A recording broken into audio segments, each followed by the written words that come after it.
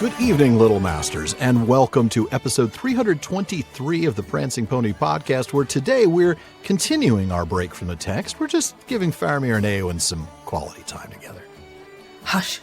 Éowyn just glared at you.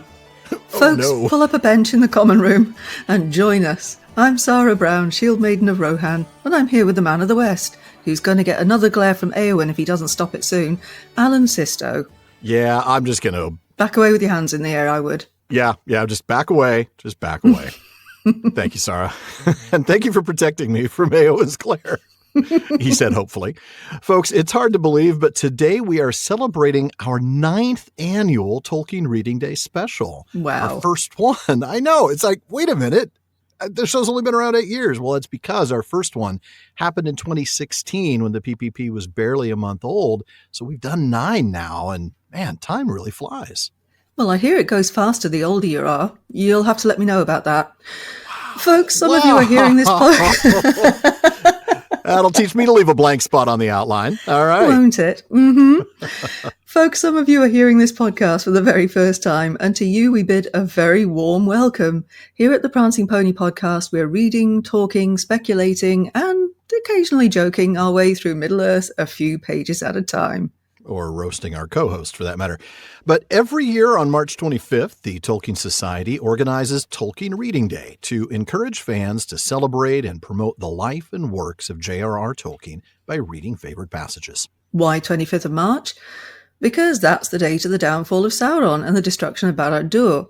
Now, because this episode is coming out the day before, on the 24th of March, you've still got a day to figure out what your reading is going to be. That's right. You see, every year the Tolkien Society chooses a different theme to focus on. And this year's theme is service and sacrifice. Great theme.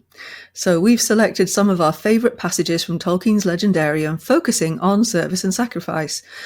Wait, did I say Legendarium? Mm-hmm. Who knows? Maybe we'll surprise you with a little something from one of Tolkien's other stories too.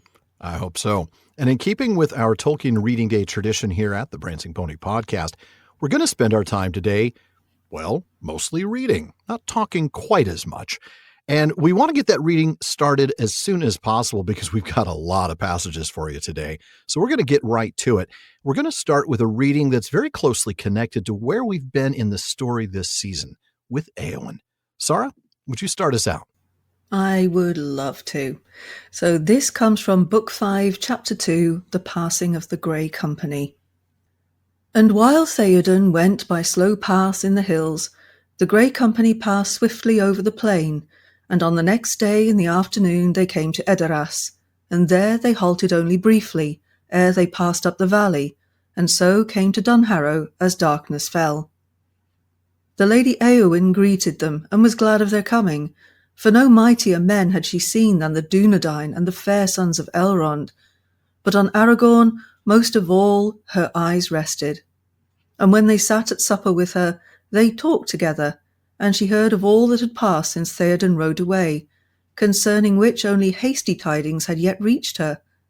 And when she heard of the battle in Helm's Deep, and the great slaughter of their foes, and of the charge of Theoden and his knights, then her eyes shone. But at last she said, Lords, you are weary, and shall now go to your beds with such ease as can be contrived in haste. But tomorrow fairer housing shall be found for you. But Aragorn said, Nay, lady, be not troubled for us. If we may lie here tonight and break our fast tomorrow, it will be enough. For I ride on an errand most urgent, and with the first light of morning we must go. She smiled on him and said, Then it was kindly done, Lord, to ride so many miles out of your way to bring tidings to Éowyn, and to speak with her in her exile. Indeed, no man would count such a journey wasted, said Aragorn. And yet, lady, I could not have come hither, if it were not that the road which I must take leads me to Dunharrow. And she answered as one that likes not what is said. Then, Lord, you are astray, for out of Harrowdale no road runs east or south, and you had best return as you came. Nay, lady, said he, I am not astray, for I walked in this land ere you were born to grace it. There is a road out of this valley, and that road I shall take. Tomorrow I shall ride by the paths of the dead." Then she stared at him as one that is stricken, and her face blanched, and for long she spoke no more, while all sat silent. "But, Aragorn," she said at last, "is it then your errand to seek death? For that is all that you will find on that road. They do not suffer the living to pass." "They may suffer me to pass," said Aragorn, "but at the least I will adventure it. No other road will serve." "But this is madness," she said, "for here are men of renown and prowess, whom you should not take into the shadows, but should lead to war where men are needed. I beg you to remain and ride with my brother, for then all our hearts will be gladdened, and our hope be the brighter." "It is not madness, lady," he answered, "for I go on a path appointed. But those who follow me do so of their free will, and if they wish now to remain and ride with the Rohirrim, they may do so. But I shall take the paths of the dead, alone, if needs be." Then they said no more, and they ate in silence. But her eyes were ever upon Aragorn, and the others saw that she was in great torment of mind. At length they arose, and took their leave of the lady, and thanked her for her care, and went to their rest. But as Aragorn came to the booth where he was to lodge with Legolas and Gimli, and his companions had gone in, there came the Lady Éowyn after him, and called to him. He turned and saw her as a glimmer in the night, for she was clad in white, but her eyes were on fire. "Aragorn," she said, "why will you go on this deadly road?" "Because I must," he said. "Only so can I see any hope of doing my part in the war against Sauron. I do not choose paths of peril, Éowyn. Were I to go where my heart dwells, far in the north I would now be wandering in the fair valley of Rivendell." For a while she was silent, as if pondering what this might mean. Then suddenly she laid her hand on his arm.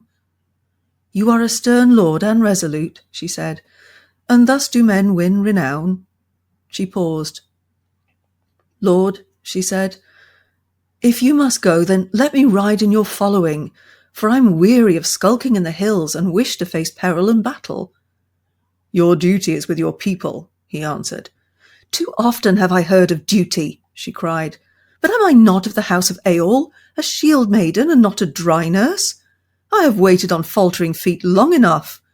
Since they falter no longer, it seems, may I not now spend my life as I will?" "Few may do that with honour," he answered. "But as for you, lady, did you not accept the charge to govern the people until their lord's return? If you had not been chosen, then some marshal or captain would have been set in the same place, and he could not ride away from his charge, were he weary of it or no." "Shall I always be chosen?" she said bitterly. "Shall I always be left behind when the riders depart, to mind the house while they win renown, and find food and beds when they return?" "A time may come soon," said he, "when none will return. Then there will be need of valour without renown, for none shall remember the deeds that are done in the last defence of your homes. Yet the deeds will not be less valiant because they are unpraised." And she answered, "All your words are but to say, you are a woman, and your part is in the house. But when the men have died in battle and honour, you have leave to be burned in the house, for the men will need it no more. But I am of the house of Éowyn, and not a serving woman. I can ride and wield blade, and I do not fear either pain or death." "What do you fear, lady?" he asked.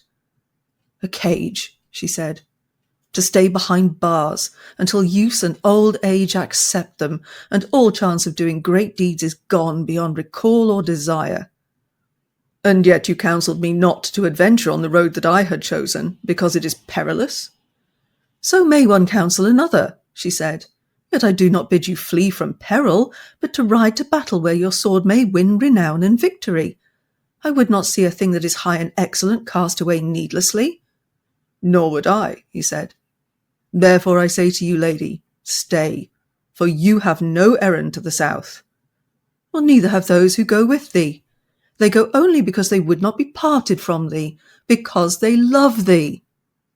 Then she turned and vanished into the night. Oh, wow. Okay. Well, part of me wishes this was a full-blown discussion, because I think we could enjoy the next hour and a half, 2 hours just dissecting this passage. right? So many things to pick up on there. So many. And it's such a beautiful passage, too. I mean, there's so much emotion packed in this, especially from Éowyn's end. But I think also we see some from Aragorn, right? A little bit of, well, I'm almost going to say condescending pity. I think he does feel sorry for her, but it's not the same pity that we see Faramir showing her when she's hurting at the beginning of their meeting in the Houses of Healing. No, and I think that tells you a lot, actually, about the difference between Aragorn and Faramir. And of course, once she understands what kind of pity Faramir has, then that kind of pity is acceptable. This kind of pity is not. No. Because this goes to the heart of who she is, right? Yeah, it really does. I've got to get your input on this, Sarah, because I always struggled with this when we were going through this passage initially. I felt for Éowyn. I really understood. I really I get why she wants to do this. And speaking of which, as I'm listening to you read the passage, I didn't do a count, but she says renown like 6 times. Yes. Renown is very, very important to her. And the fact that she's not going to be able to earn any is just absolutely killing her. But when Aragorn responds and explains to her the fact that if it wasn't for you, right, if you didn't accept this charge, a marshal or captain would have been set in the same place and he couldn't ride away whether he wanted to or not. That is true. Mm-hmm. It doesn't comfort her. I mean, there's no question it doesn't feel any better. But what is the right answer here? What could Aragorn have done differently to support Éowyn here? Yeah, see, the thing is, of course, that for Éowyn, this is not just one thing that's happened, right? Yeah. This is the latest in the everything that has happened. In the everything, yeah. Yeah, exactly. So although, yes, she's been put in charge, and let's just remember that her uncle Theoden seemed to have completely forgotten her existence when he was first looking for someone, right? That's right. It was Hama, wasn't it? Who was like, well, what about Éowyn, right? We'd follow her. Yeah, exactly. Yeah. For me, this is just thinking through Éowyn, if you like. This is the latest in a very long line of, no, Éowyn, you can't do this because you have to do that. No, Éowyn, that's what the men are doing. This is what the women are doing. You pop off like a good little girl and you go do that. Yeah. Right? Now, Aragorn is right in that she has been given this responsibility. But what does this responsibility really come down to? It comes down to keeping a watch out over the ones who've been left behind. And I'm not saying that that's not a thing that needs to be done. Correct. And to hold Edoras against the men's return. In the meantime, while she's doing the housekeeping, they're off doing what she has been longing to do. The valor and renown. Right. I mean, if this was the first time she'd be asked to do this kind of duty, it might be different. But when it's always, as she says, shall I always be chosen? Why is it always me that's got to make the beds and make sure breakfast is ready? You know, when she wants to do something else. So when you ask what could Aragorn have done instead, he doesn't know her well enough. No. He doesn't know those past moments that you're pointing out. He doesn't know that this is the culmination of, or this is the last straw, proverbially speaking. This is, she's been compliant. She's been, helpful towards Theoden in his time of, being influenced by Saruman. And she's done the things that she's needed to do. And now she's finally got an opportunity here maybe to go and do the things she wants to do. And she's being prevented from that again. He doesn't know that. You're right. He doesn't coming into this cold. He doesn't have a clue. Yeah. But on the other hand, he is being a little bit obtuse.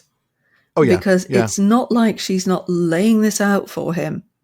Oh, now, it's absolutely possible that he's misreading her, thinking, well, I mean, he knows Éowyn's got a bit of a crush, right? Oh, come on. Yeah. Yeah, exactly. He's been around long enough to know that all the women are crushing on him sometimes. I mean, he's Aragorn. Yeah. But it's not just because of Aragorn that she wants to go. She's been wanting to do something like this for a very long time. And you yourself pointed out how many times she said the word renown. Yeah. Because who's going to remember the name of the one who stayed behind to keep the house and make the beds? Exactly. Yeah, nobody is. Nobody's going to remember that. No. And sure, I mean, what Aragorn says is right. If the time comes where you have to defend this place, your deeds will still be valiant, but there will still be no renown because there will be nobody to sing those songs. There will be nobody to tell that story. Exactly. And for a Shield-maiden, that's really hard to take. Yeah, and you know what? This speaks to a wider argument, and I'm not, accusing Tolkien of actually either presenting this argument or even making this argument of that invisible labor of women, right? Yeah. Where, and this is still true here in the 21st century, here in the year of our Lord 2024, this is still true, that behind a heck of a lot of men who go out and do things is the invisible labor of the woman. That is true. Well, I mean, it's even true in Tolkien's own personal life. I mean, yes. Yeah, but we are talking about the same man who in one of his letters said, I'm really glad we decided not to put Edith in a wheelchair because how would she have managed to do the laundry and the cooking? Ronald. Ronald, exactly. The invisible labor of women is a real thing. Yeah. And it doesn't matter whether that woman is a stay-at-home mom or a working woman. Right. In far too many homes, who is it who keeps track of whose birthday is when? It's usually the woman. Who is it who keeps track of the appointments for dentists and doctors? It's usually the woman. Who is it who makes sure the kids have got their packed lunch for the following day at school? I mean, I'm not saying it's hashtag not all men. Okay? Well, right. And none of this is universal. You're right. No, exactly. But if we were to look at percentages, I'm sure it's more than 50%. The percentages are still shockingly high. That is genuinely a thing. So if we take that kind of perspective and then we look at Éowyn, this is all she's ever been asked to do. Yeah. Is that invisible labor. Even though, as she points out, I'm not a serving woman, right? As we've talked about in the episodes, when she has those conversations with Faramir, in The Steward and the King, I think we pointed out that she's not above pointing out her own slight superiority. And this is that moment. I am of the house of Eorl, right? I'm not a serving woman. I'm not one of those women. I'm a woman who can carry a sword and a shield and can fight and can earn renown. I don't even fear pain. I don't fear death. I fear being prevented from facing those things. I fear that cage. Right. And just like Éomer, just like these guys who are leading the riders of the Rohirrim, I want to be out there. But I'm being prevented from that. I'm being hindered. I'm being caged. Right. And she's being treated as if she isn't of the house of Eorl. I mean, yes, okay. Like you said, Theoden even forgot. Yeah, she's been treated like she is of high rank because she's been put in charge. But when it comes to what is expected of her as a person, she's being treated like any other woman in Rohan. Do the domestic tasks. Yeah. And she doesn't Riding the horse to. And fighting the enemy is not for you. Exactly. And that in itself is kind of toxic because what it says is it doesn't matter whether you've been fully trained in fighting or anything like that. That's lovely, dear. Now go make me a sandwich. Well, I mean, at least Aragorn doesn't go that far. He never questions her ability as a warrior, thank goodness. I think she might have found her sword if he'd done that. I think she might have, yeah. But yeah, it's, you mentioned earlier that maybe he's misreading her. I don't think he is. I know Dawn and I spent a great deal of time in this chapter last season observing the change in her language, where at the end there, neither of those others who go with thee. And, this use of the informal, of the intimate address of the second person, whereas he continues with the you. He's very conscious of what's going on. And Yeah, and he distances himself. He does. That's why if you look very closely at this entire passage, she uses his name constantly. He calls her lady. Yeah. He keeps referring to her by her title as opposed to her name. Yeah, he keeps It's a very distancing move. It is. And, it's respectful because, of course, he's very much Arwen's man. And I like that later on in the story, when he comes back, and we'll get to there in just another couple of episodes, when he says to her that I've wished thee joy since I've known thee. Mm-hmm. He goes and he uses that informal, intimate second person perspective pronoun because now he can. He knows it's safe now to do that. Yeah. And it's beautiful. I can't wait till we get to that one. That's going to be neat. Me too. Too. What a reading that was, though, and what a way to start us off, Sarah. Thank you so much. This is good. We're gonna have a lot of fun today. I enjoyed that. Well, folks, we're gonna have more readings for you on the other side of the break.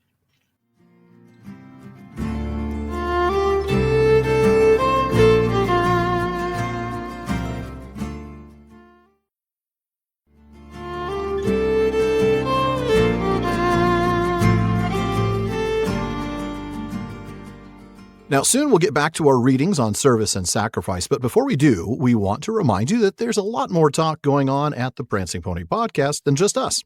Yep, the Prancing Pony Podcast has an amazing listener community. They're always coming up with great questions and discussions across all our social media spaces. Check out our common room on Facebook, our dedicated subreddit, Twitter, and more. On Facebook, just look for the Prancing Pony Podcast. Follow the page to get the news and the new episode drops, but you're going to want to join the group for some great discussions. Indeed, but if you prefer Reddit, find us there at r/prancingponypod. On Twitter and Instagram, we're simply at prancingponypod. And if you want daily Tolkien content, and come on, who doesn't? Check out Today's Tolkien Times on YouTube and all your favorite podcast apps. It's my new short format daily show with everything from Tolkien Tuesday to Fandom Fridays. Be sure to check it out at youtube.com/@TolkienTimes. And follow @TolkienTimes on all your social media. You really should do that because it's awesome. Well, thank you.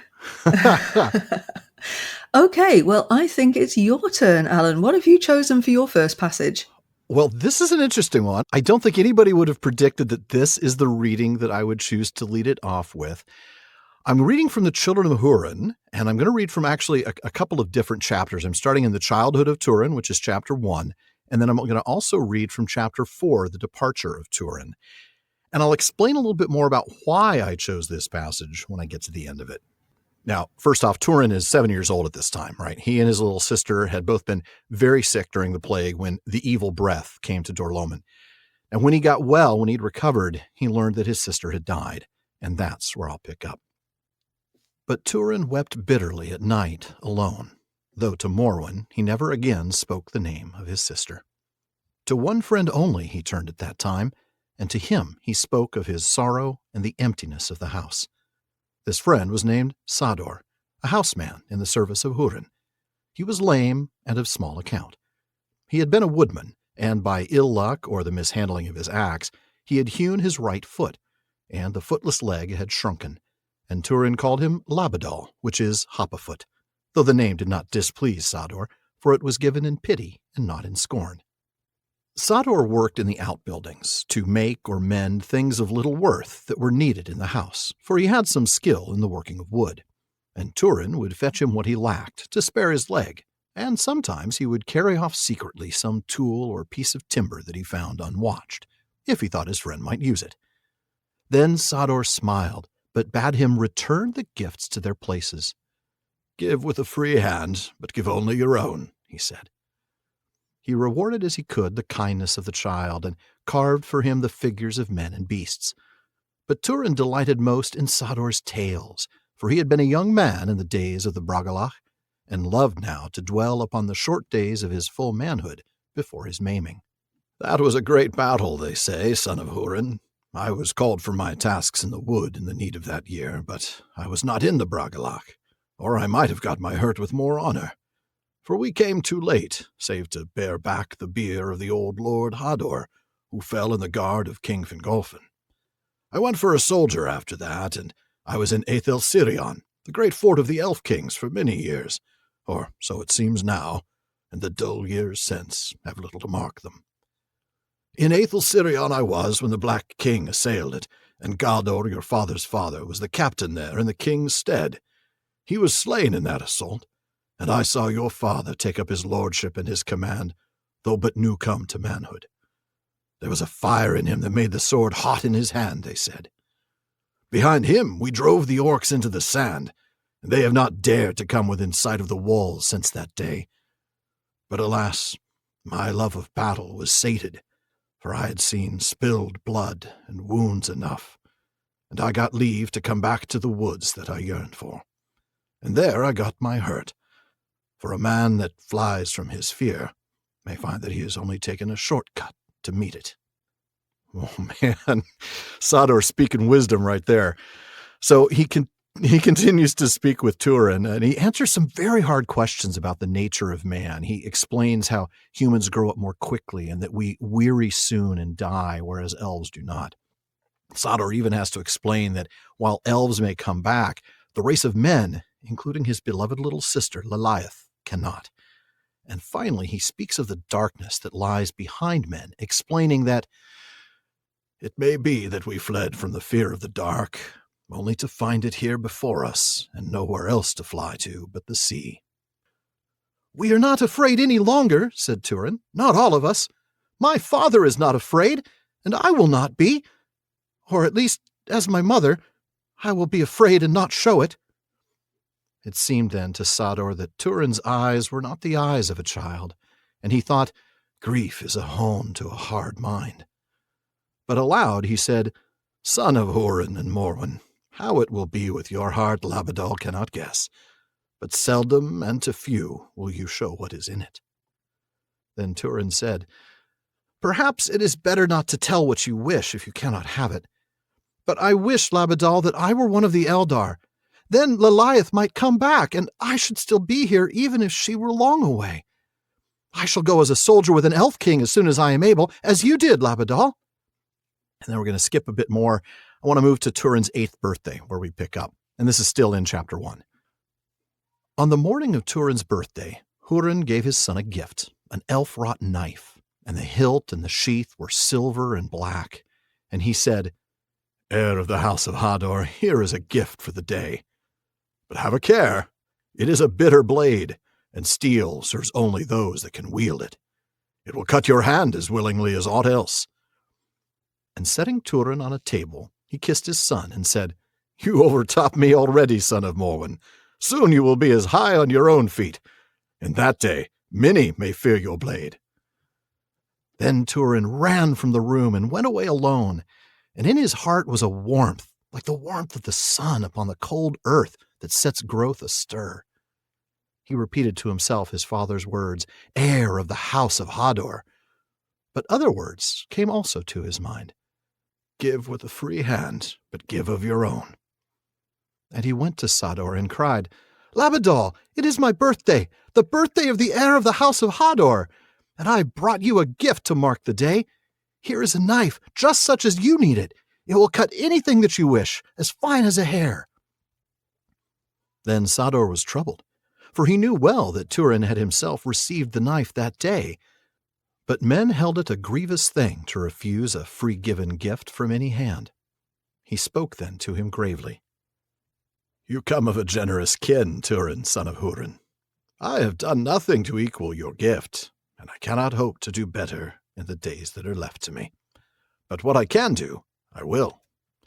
And when Sador drew the knife from the sheath, he said, "This is a gift indeed, a blade of elven steel. Long have I missed the feel of it." Húrin soon marked that Húrin did not wear the knife, and he asked him whether his warning had made him fear it. Then Húrin answered, "No, but I gave the knife to Sador the woodwright." "Do you then scorn your father's gift?" said Morwen. And again Húrin answered, "No, but I love Sador, and I am sorry for him." Then Húrin said, "All 3 gifts were your own to give, Húrin, love, pity, and the knife the least." "Yet I doubt if Sador deserves them," said Morwen. "He is self-maimed by his own want of skill, and he is slow with his tasks, for he spends much time on trifles unbidden." "Give him pity nonetheless," said Húrin. "An honest hand and a true heart may hew amiss, and the harm may be harder to bear than the work of a foe." "But you must wait now for another blade," said Morwen. "Thus the gift shall be a true gift, and at your own cost." Nonetheless, Húrin marked that Sador was treated more kindly thereafter, and was set now to the making of a great chair for the Lord to sit on in his hall. Now I'm moving on to chapter 4, the departure of Húrin. Húrin has had his last stand, which you just know I'm going to have to read later. And he's been captured and taken to Morgoth. I mean, that's just a given. I'm going to find a way to get that into like every Tolkien Reading Day episode. Now, at this time, Morwen is pregnant, but instead of taking Turin and going to seek refuge in Doriath as a family, she decides to wait. She's holding out hope that Húrin might return. The Easterlings are coming, though, and so she tells Turin of her decision to send him away, and that's where I'll pick up. "Will you not send Labadal?" said Turin. "No, for Sador is lame," said Morwen, "and it will be a hard road. And since you are my son, and the days are grim, I will not speak softly. You may die on that road. The year is getting late, but if you stay, you will come to a worse end, to be a thrall. If you wish to be a man, when you come to a man's age, you will do as I bid, bravely." "But I shall leave you only with Sador and blind Ragnir and the old women," said Turin. "Did not my father say that I am the heir of Hador? The heir should stay in Hador's house to defend it. Now I wish that I still had my knife." "The heir should stay, but he cannot," said Morwen. "But he may return one day. Now take heart. I will follow you if things grow worse, if I can."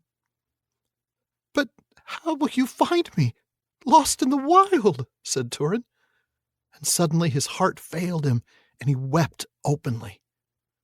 "If you wail, other things will find you first," said Morwen. "But I know whither you are going, and if you come there, and if you remain there, there I will find you, if I can. For I am sending you to King Thingol in Doriath. Would you not rather be a king's guest than a thrall?" "I do not know," said Turin. "I do not know what a thrall is."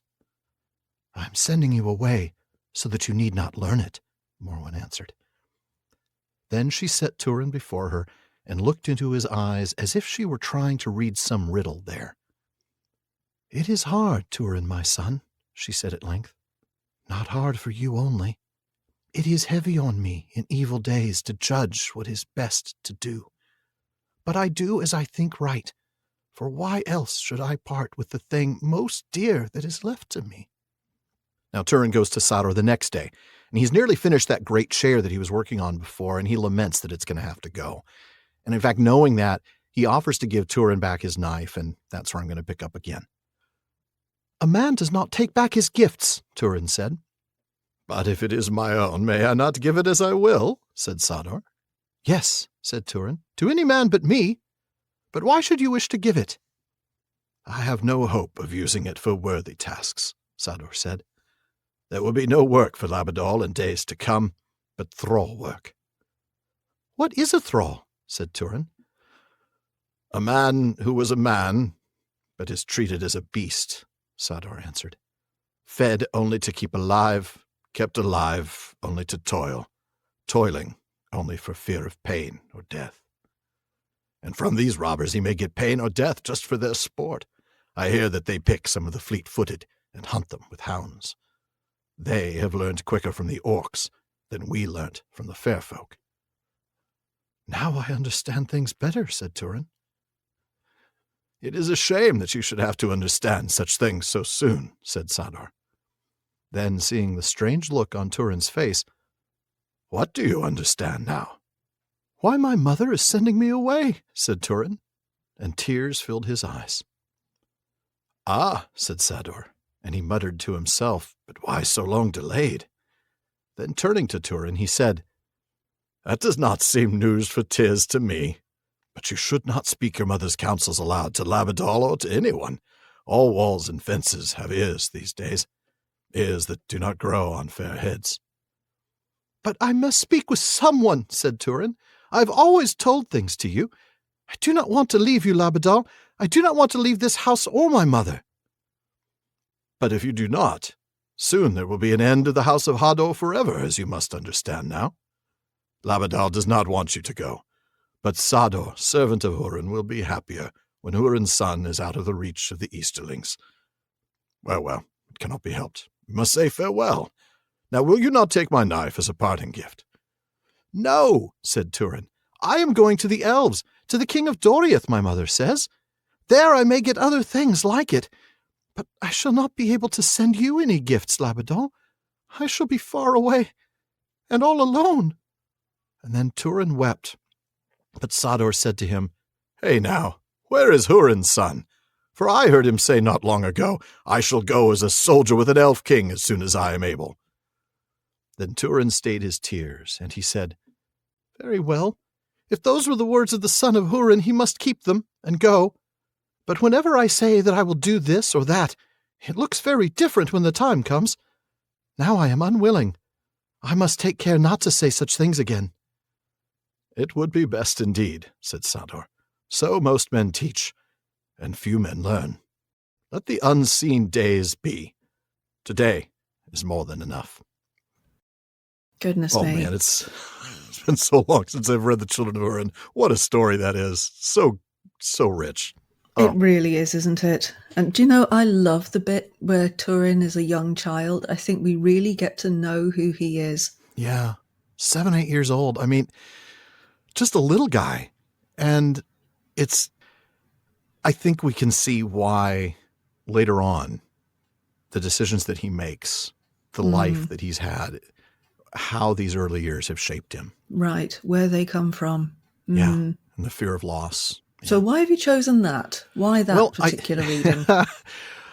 I wanted to, as I'm looking through all the passages, because let's be honest, service and sacrifice, there's, a couple dozen passages we could each read.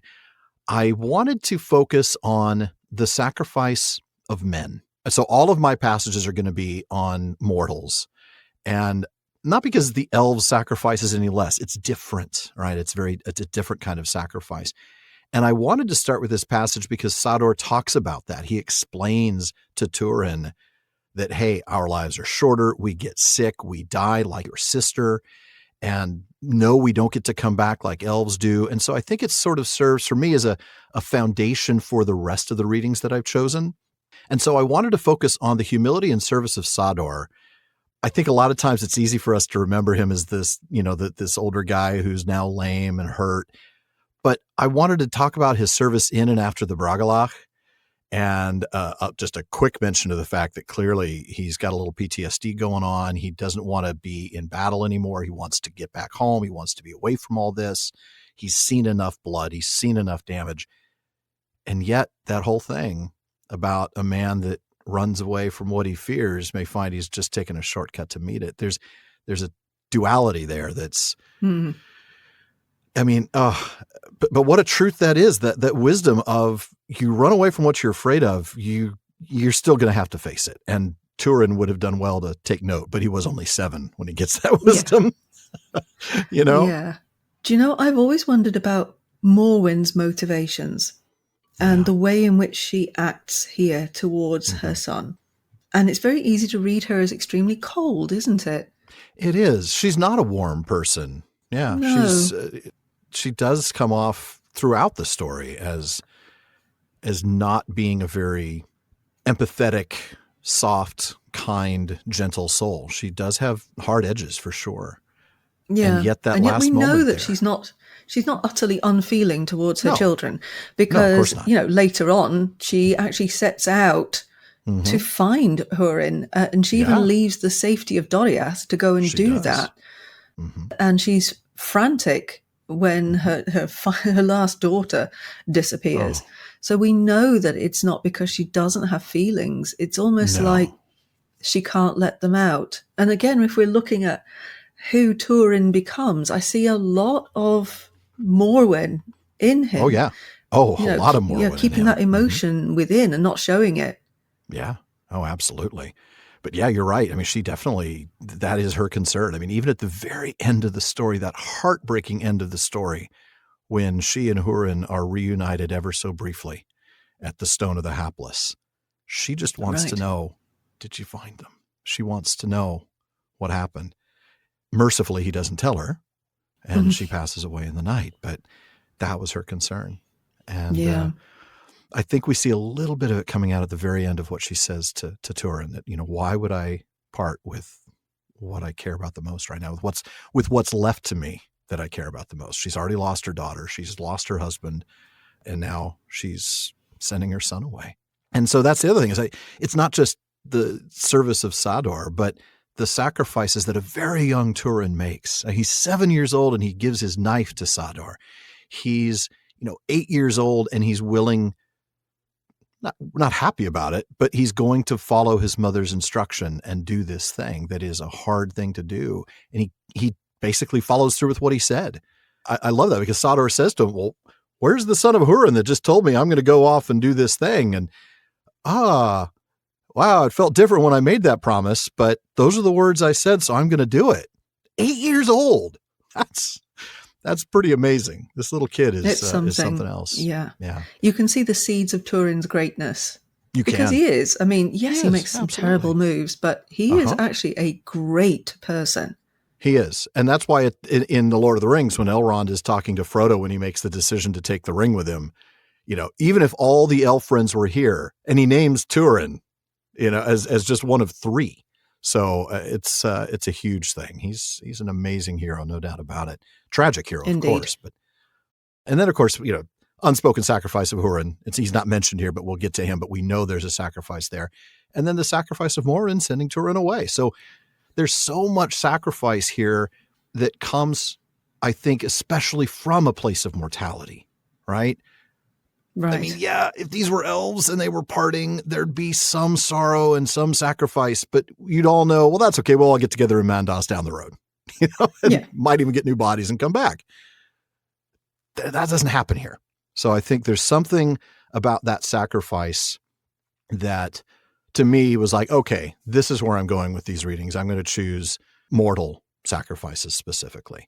And I think there is a line in here that we got to read twice. Sador says it to Turin and Turin remembers it. And it's the line that made me think I want to do this passage. And it's the give with a free hand, but give of your own.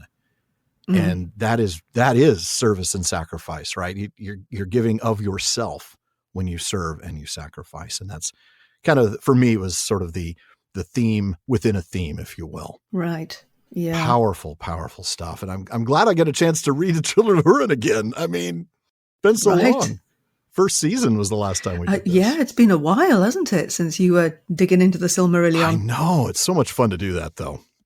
But you get to do a passage next that is one of my all-time favorites. It was so much fun to go through this on the podcast last season. You're next up. Sorry, I don't want to spoil anything. I'm going to let folks enjoy it as you read it. This is a glorious passage. And thank you very much for allowing me to read it, because it really is. It's a beautiful passage. It's Book 4, Chapter 10, The Choices of Master Samwise. Yes. So you know what you're getting with this one, right? I think so. When at last the blackness passed, Sam looked up and shadows were about him. But for how many minutes or hours the world had gone dragging on, he could not tell. He was still in the same place, and still his master lay beside him, dead. The mountains had not crumbled, nor the earth fallen into ruin. "What shall I do? What shall I do?" he said. "Did I come all this way with him for nothing?" And then he remembered his own voice speaking words that at the time he did not understand himself at the beginning of their journey. "I have something to do before the end. I must see it through, sir, if you understand." "But what can I do? Not leave Mr. Frodo dead, unburied on the top of the mountains and go home? Or go on?" "Go on?" he repeated, and for a moment doubt and fear shook him. "Go on? Is that what I've got to do? And leave him?" And then at last he began to weep, and going to Frodo he composed his body and folded his cold hands upon his breast and wrapped his cloak about him, and he laid his own sword at one side and the staff that Faramir had given at the other. "If I'm to go on," he said, "then I must take your sword by your leave, Mr. Frodo, but I'll put this one to lie by you, as it lay by the old king in the barrow, and you've got your beautiful mithril coat from old Mr. Bilbo. And your star-glass, Mr. Frodo, you did lend it to me, and I'll need it, for I'll be always in the dark now. It's too good for me, and the lady gave it to you, but maybe she'd understand. Do you understand, Mr. Frodo? I've got to go on." But he could not go, not yet. He knelt and held Frodo's hand and could not release it. And time went by, and still he knelt, holding his master's hand, and in his heart keeping a debate. Now he tried to find strength to tear himself away and go on a lonely journey for vengeance. If once he could go, his anger would bear him down all the roads of the world, pursuing until he had him at last. Gollum.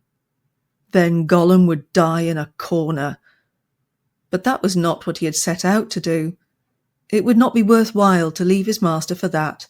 It would not bring him back. Nothing would. They had better both be dead together, and that too would be a lonely journey.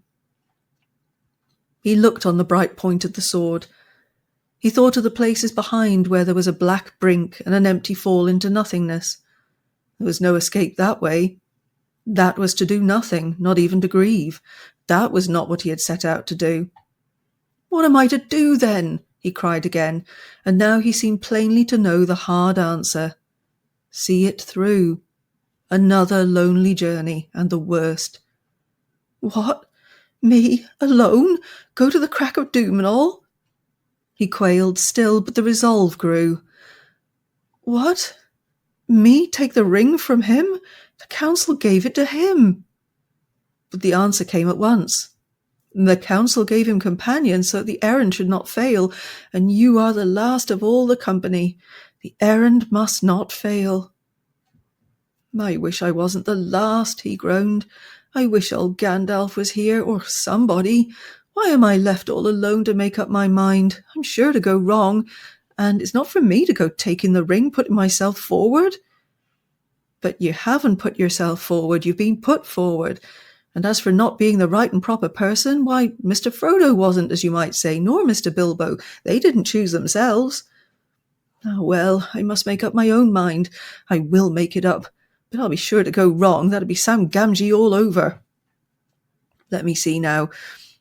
If we're found here, or Mr. Frodo's found, and that thing's on him, well, the enemy will get it, and that's the end of all of us, of Lorien, and Rivendell, and the Shire and all.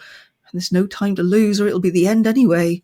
The war's begun, and more than likely things are all going the enemy's way already.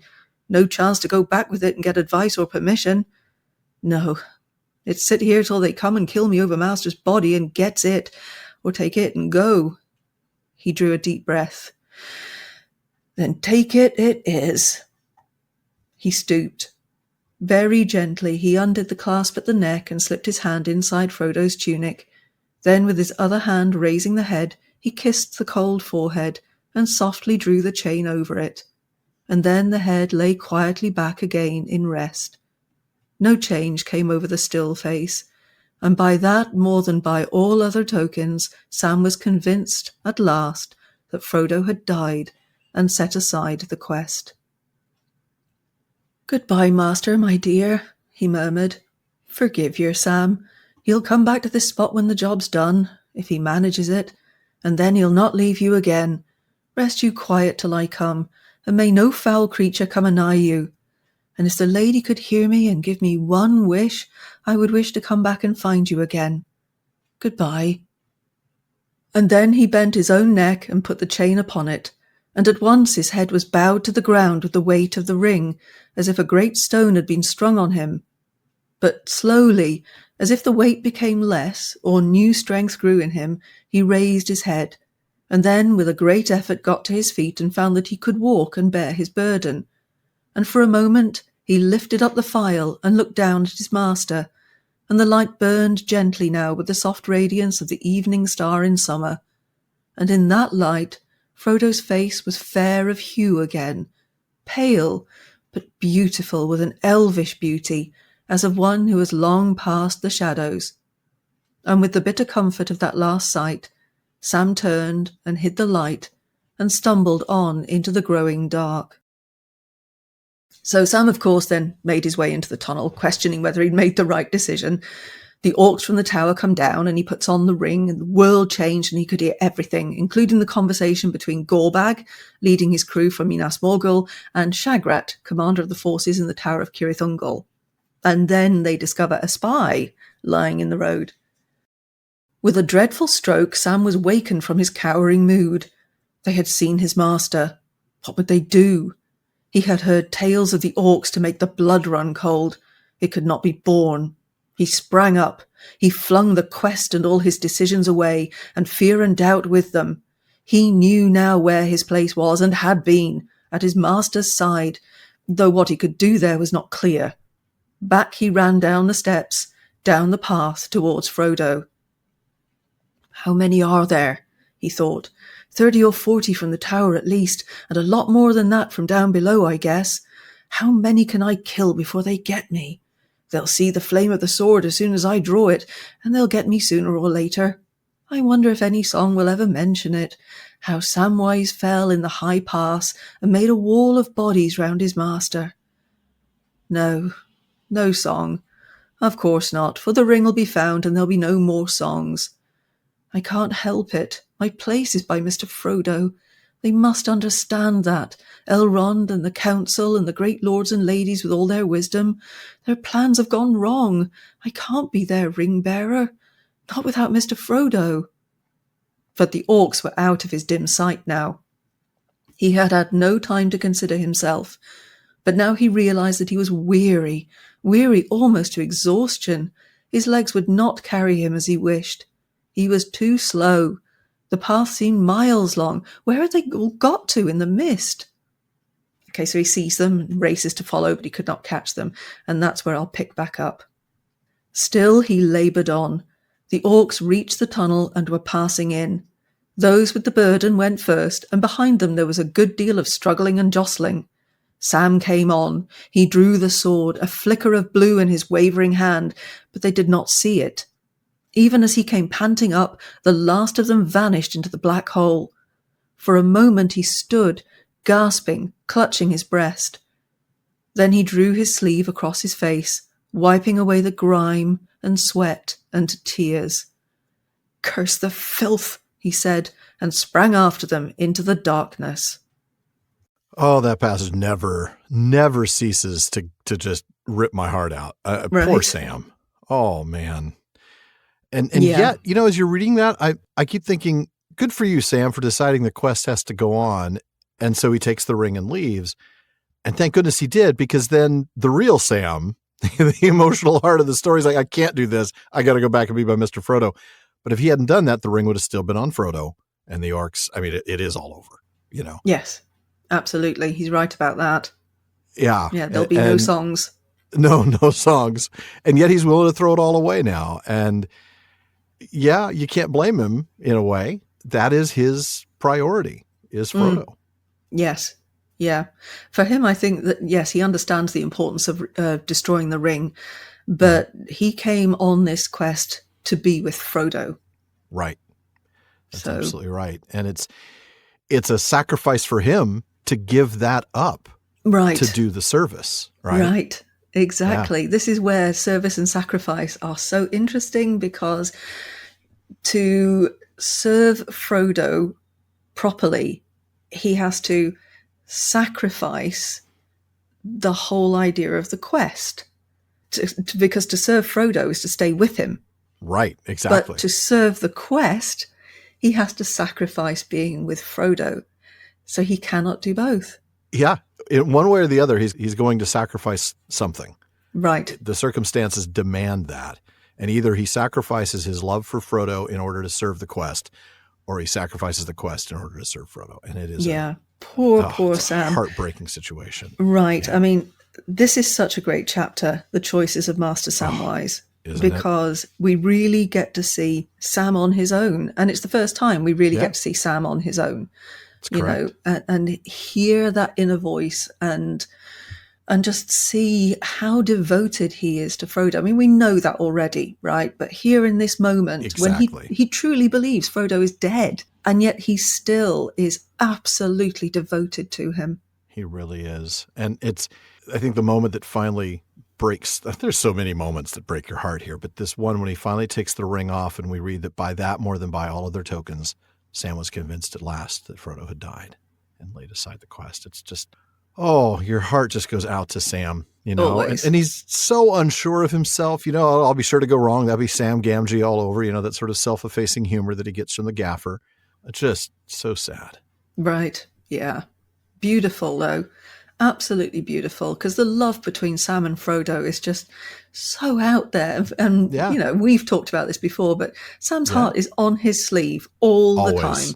time. He doesn't have much of a filter, No. and that's all right. We love him Yeah. for it. We absolutely love him for it. Yeah. I love this chapter. I really do. I do too. Because it is terribly sad. But of course, we have that dramatic irony in that, Sam truly believes that Frodo is dead. We know that Frodo isn't actually dead because we hear from the orcs saying, oh, no, no, no. And it's only then that Sam realizes that this is what's happened. And it's just that the way in which he conducts himself is so honorable in so many ways in this chapter. It is. I mean, there's a part of me that looks at sort of the darkest corners of this moment, right? First, his vengeance against Gollum, right? Then Gollum would die in a corner. I mean, he is furious and wants to kill. So mad. Yeah. A little bit of bloodlust there. But then right after the very next paragraph, he looked on the bright point of the sword.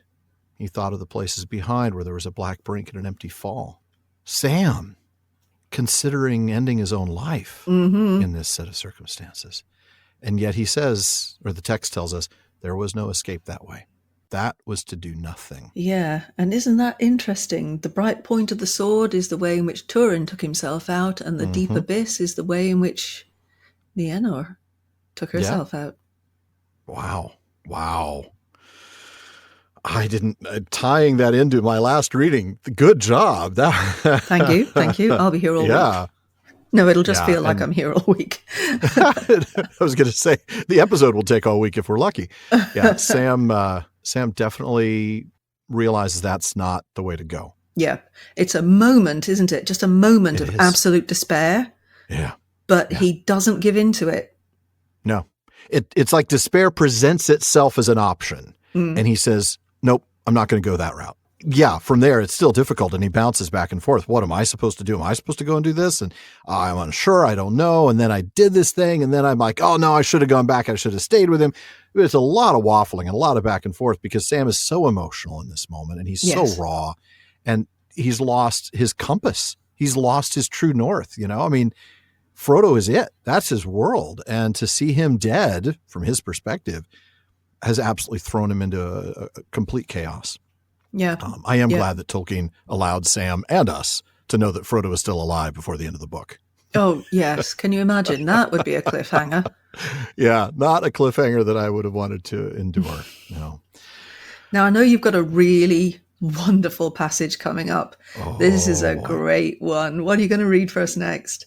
It's a shorter one, so that's good. But yeah, I'll just let it speak for itself. It is from the Silmarillion. I think that when I tell you what chapter it's from, you'll all know what it is. It's from chapter 20 of the 5th battle, Nirnaeth Arnoediad. But now in the western battle, Fingon and Turgon were assailed by a tide of foes thrice greater than all the force that was left to them.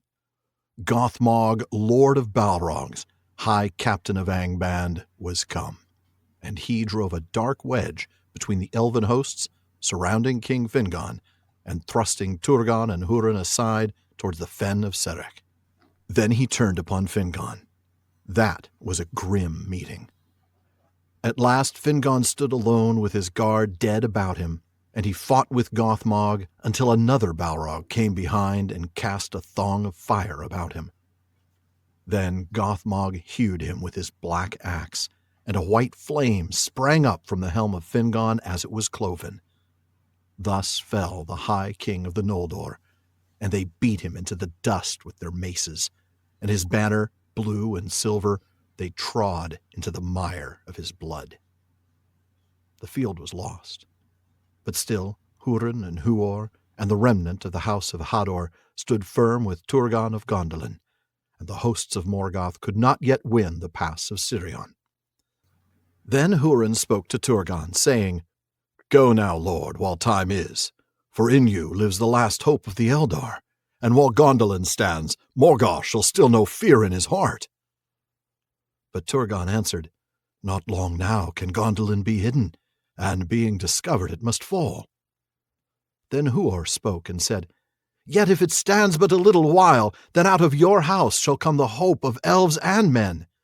This I say to you, Lord, with the eyes of death. Though we part here forever, and I shall not look on your white walls again, from you and from me a new star shall arise. Farewell." And Meiglin, Turgon's sister's son, who stood by, heard these words and did not forget them, but he said nothing. Then Turgon took the counsel of Húrin and Huor, and summoning all that remained of the host of Gondolin, and such of Fingon's people as could be gathered, he retreated towards the pass of Sirion. And his captains Ecthelion and Glorfindel guarded the flanks to right and left, so that none of the enemy should pass them by. But the men of Dorlomin held the rear guard, as Húrin and Huor desired. For they did not wish in their hearts to leave the Northlands, and if they could not win back to their homes, there they would stand to the end. Thus was the treachery of Uldor redressed, and of all the deeds of war that the fathers of men wrought in behalf of the Eldar, the last stand of the men of Dorlomin is most renowned. So it was that Turgon fought his way southward, until coming behind the guard of Húrin and Huor, he passed down Sirion and escaped, and he vanished into the mountains and was hidden from the eyes of Morgoth. But the brothers drew the remnant of the men of the house of Hador about them, and foot by foot they withdrew, until they came behind the fen of Serech, and had the stream of Rivil before them. There they stood, and gave way no more. Then all the hosts of Angband swarmed against them, and they bridged the stream with their dead, and encircled the remnant of Hithlum as a gathering tide about a rock.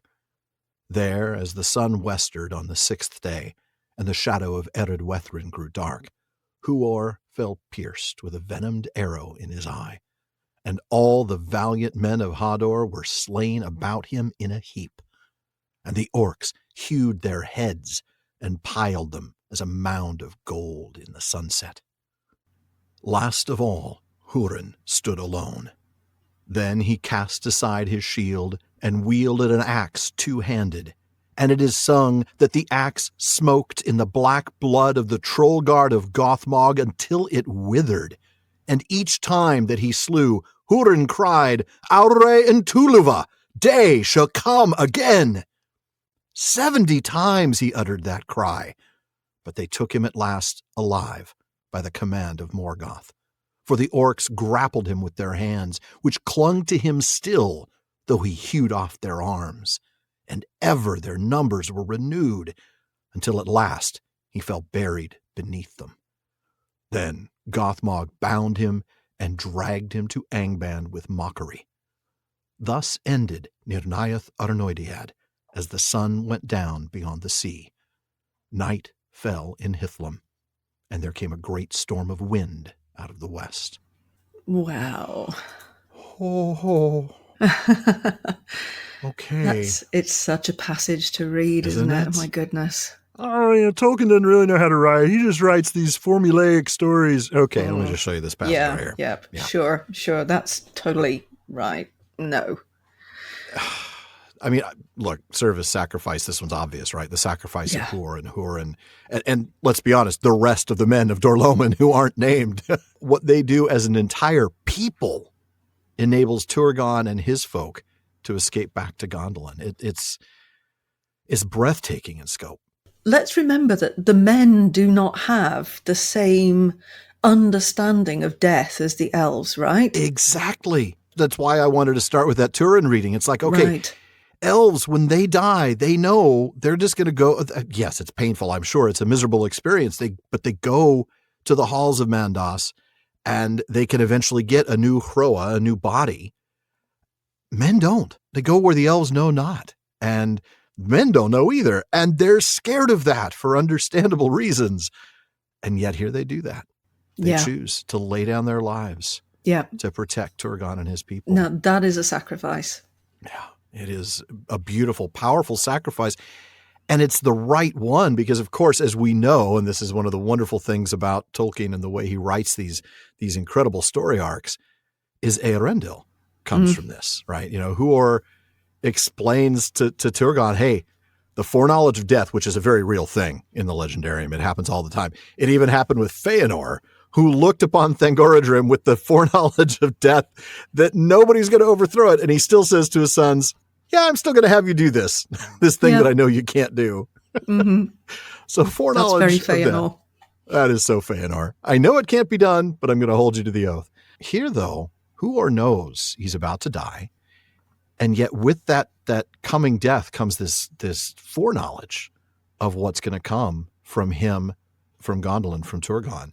And of course, it's his son Tuor, who ends up marrying Turgon's daughter Idril. And then Eärendil comes and saves the rest of Middle-earth. The rest of the world, yes. Yeah. I mean, what Húrin and Húrin do here, they don't know it, but it's literally saving the rest of Middle-earth. Yeah. Yeah. Mind-blowing. Yeah. Yes. And of course, you get that just a little side-eye towards Maeglin. Well, Maeglin deserves all the side-eye in the world. That guy's a creep. Yes. Oh, yes. Oh, there's so much about Maeglin. Yeah. But he takes note of what he's just heard. Does. Oh, what did he just say? I just out of you did. And what? I also like that the text made it really clear. Let's not forget Maeglin is Turgon's sister son. Mm-hmm. Because in case you thought he wasn't creepy enough, let's make sure that you all know he's really creepy. Yeah. Mm-hmm. For those of you who don't know the story, stick around. We'll get to it eventually. Too much to say now. Yeah. Right. I mean, if we went into the whole backstory of that, we'd be here for another hour just on that bit. That's such a tale, isn't it? It really, really is. And you did make a brief mention of Fingon's sacrifice. Yeah. I know your main focus was on men, but that's quite a moment too.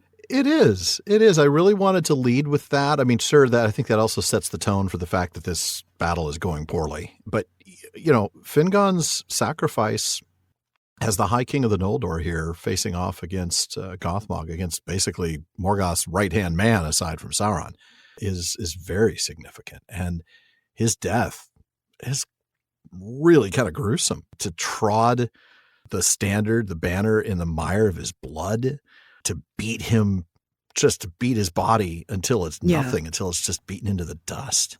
And it's Fingon. I mean, what an ending. What an ending. I know. Fingon's something else. He's another one of those tremendous stories of the elves. And I mean, he may not be Finrod in my book because Finrod's the best, the best of the best, but Fingon's right up there. And it's heartbreaking to see his death here and to know what this will do to the Noldor in terms of the kingship. Yeah. Oh, yes. And of course, Gothmog will poke his ugly head up again in the narrative. Oh, he will. Yes, he will. And he even does here at the end here in dragging Húrin away with mockery, no less. Yes. Because, you wouldn't want to just drag him away just insouciantly. Good choice of words. I was thinking he dragged him away with mockery because he didn't drag him away with wings. Oh, very good. Very good. Oh, man. Well, that's the thing. You didn't say anything about the Balrogs landing or flapping their wings or doing anything like that. I'm just saying. All right. Yeah, right with you there. I know. Well, what else am I just saying? I'm just saying it's Sara's turn next. Yay. And I think a Balrog might show up here. Do you think? It's another Balrog without wings, that's for sure. Yes, it's great we've gone from Balrog to Balrog because this is Book 1, Chapter 5, The Bridge of Khazad-dûm. Yes, drums in the deep. Suddenly, Frodo saw before him a black chasm. At the end of the hall, the floor vanished and fell to an unknown depth. The outer door could only be reached by a slender bridge of stone, without curb or rail, that spanned the chasm with one curving spring of 50 feet. It was an ancient defence of the dwarves against any enemy that might capture the first hall and the outer passages. They could only pass across it in single file. At the brink, Gandalf halted, and the others came up in a pack behind. "Lead the way, Gimli," he said. "Pippin and Merry next, straight on and up the stair beyond the door." Arrows fell among them. One struck Frodo and sprang back.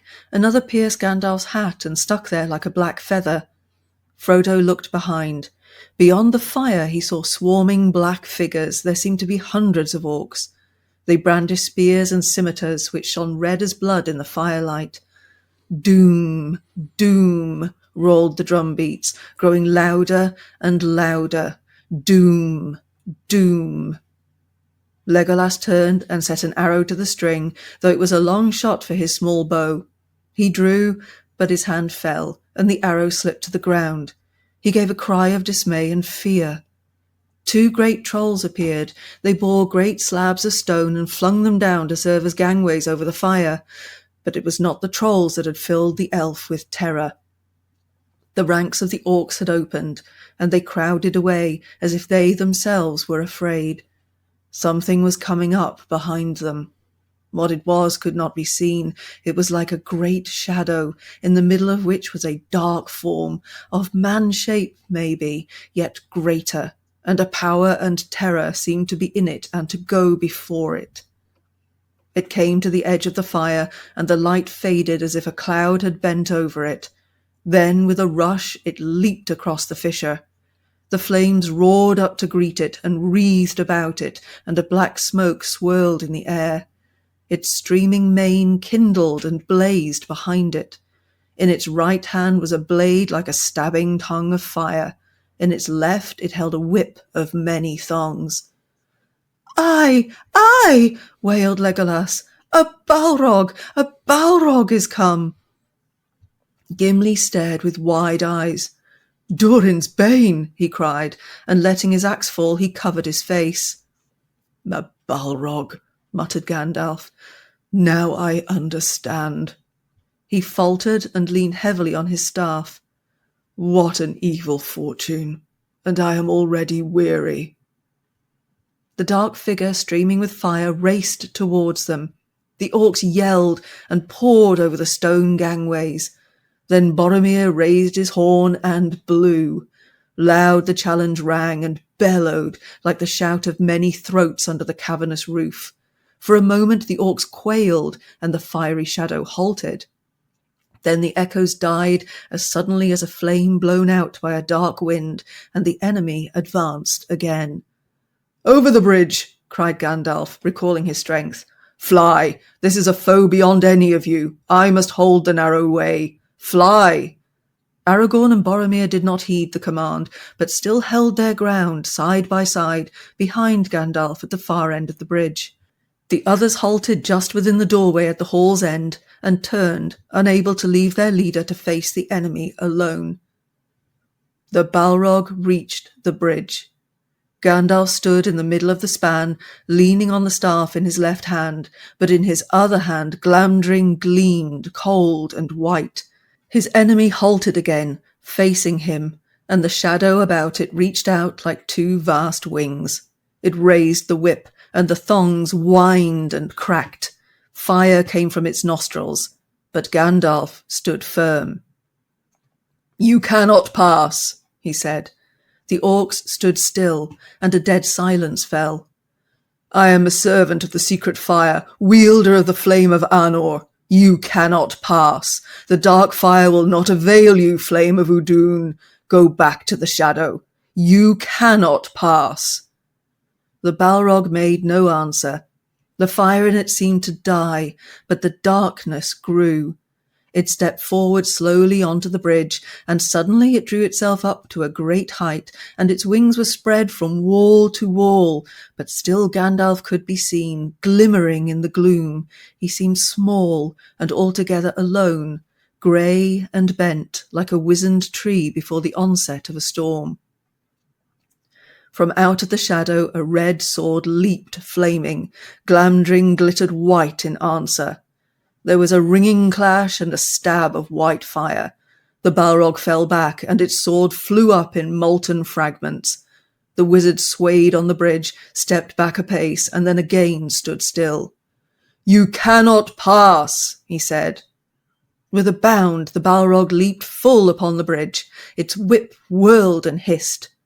"He cannot stand alone," cried Aragorn suddenly, and ran back along the bridge. "Elendil!" he shouted. "I am with you, Gandalf." "Gondor!" cried Boromir, and leaped after him. At that moment, Gandalf lifted his staff, and crying aloud, he smote the bridge before him. The staff broke asunder and fell from his hand. A blinding sheet of white flame sprang up. The bridge cracked. Right at the Balrog's feet it broke, and the stone upon which it stood crashed into the gulf, while the rest remained poised, quivering like a tongue of rock thrust out into emptiness. With a terrible cry, the Balrog fell forward, and its shadow plunged down and vanished. But even as it fell, it swung its whip, and the thongs lashed and curled about the wizard's knees, dragging him to the brink. He staggered and fell, grasped vainly at the stone, and slid into the abyss. "Fly, you fools!" he cried, and was gone. I think Gandalf knew from the very beginning of this passage that this would eventually cost his life. When and at what point during this conflict he didn't know. And of course, it's days later before he finally dies after killing the Balrog. He'd had a bad feeling, hadn't he, about the mines of Moria.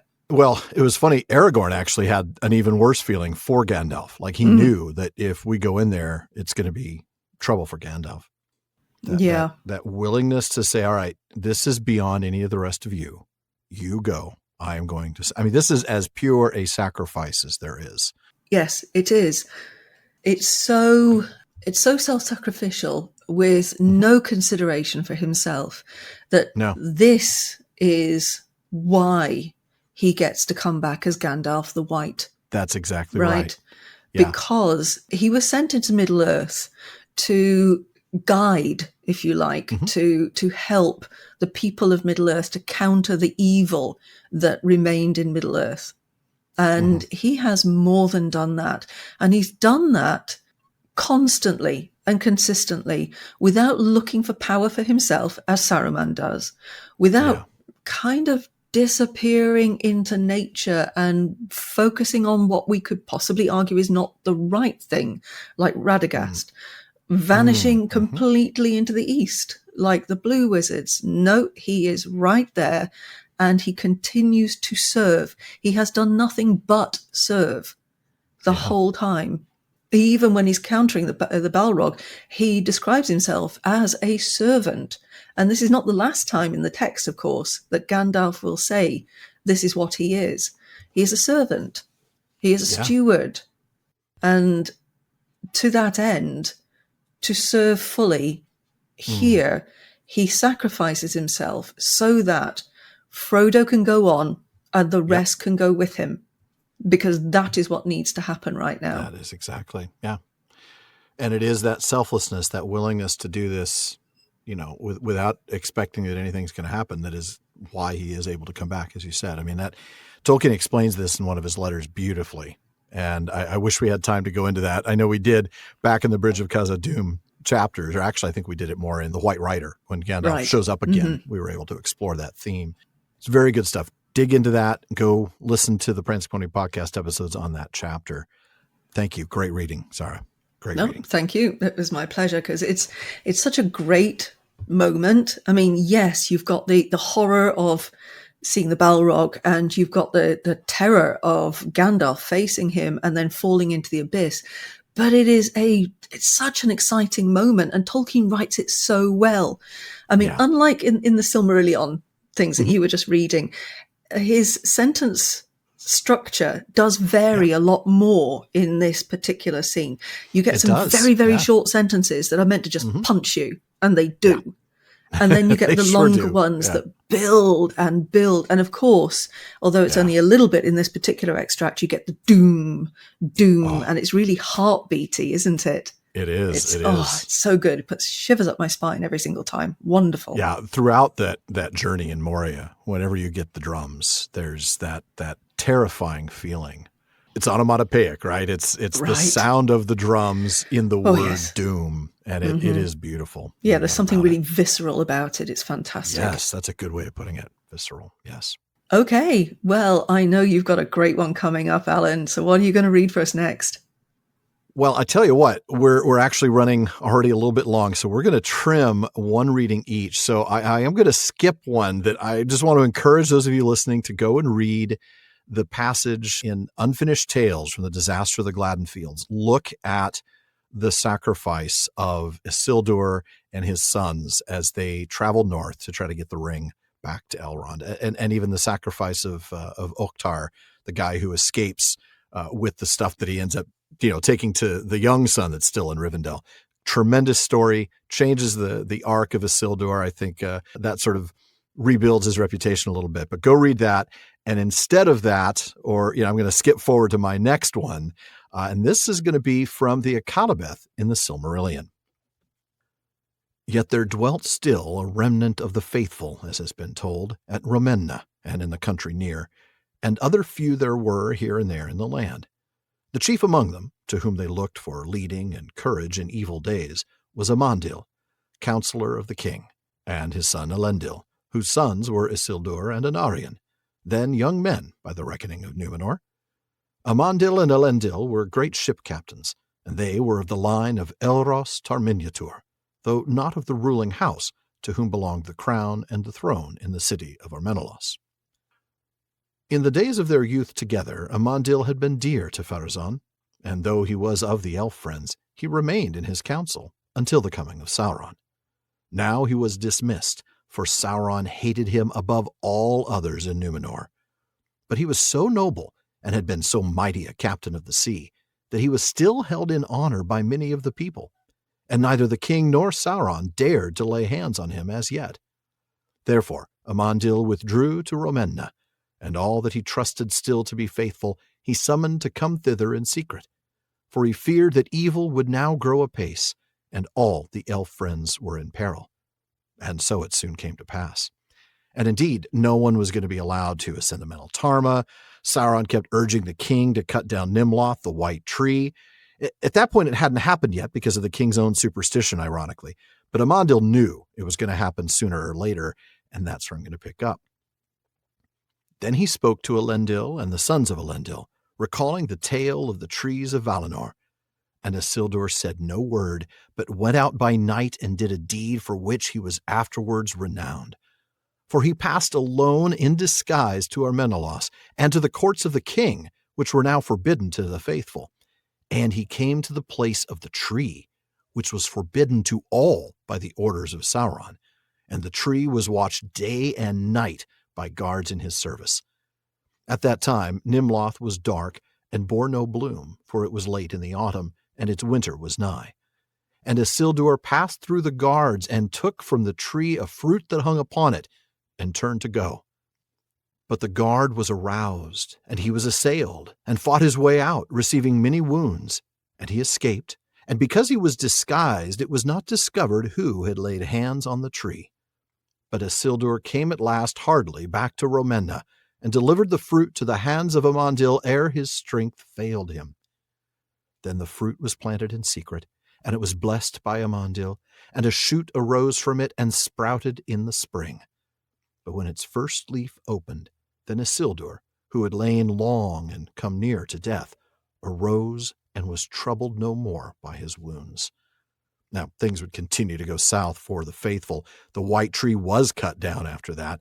The temple to Morgoth was then built, and human sacrifices were made over the wood of Nimloth. I mean, Nimloth was actually used, was the first thing burned in the temple. And among the human sacrifices were, of course, the faithful. Those were the ones from whom they chose their victims. Sauron at that point began to convince Pharazôn to attack the Valar and to wrest immortality from them. And Amandil got wind of this plan, and then he spoke to Elendil. That's where I'll pick back up. The days are dark, and there is no hope for men, for the faithful are few. Therefore, I am minded to try that counsel which our forefather Eärendil took of old, to sail into the west, be there ban or no, and to speak to the Valar, even to Manwë himself, if may be, and beseech his aid ere all is lost. Would you then betray the king? Said Elendil, for you know well the charge that they make against us, that we are traitors and spies, and that until this day it has been false. If I thought that Manwë needed such a messenger, said Amandil, I would betray the king. For there is but one loyalty from which no man can be absolved in heart for any cause. But it is for mercy upon men, and their deliverance from Sauron the Deceiver that I would plead, since some at least have remained faithful. And as for the ban, I will suffer it myself, the penalty, lest all my people should become guilty.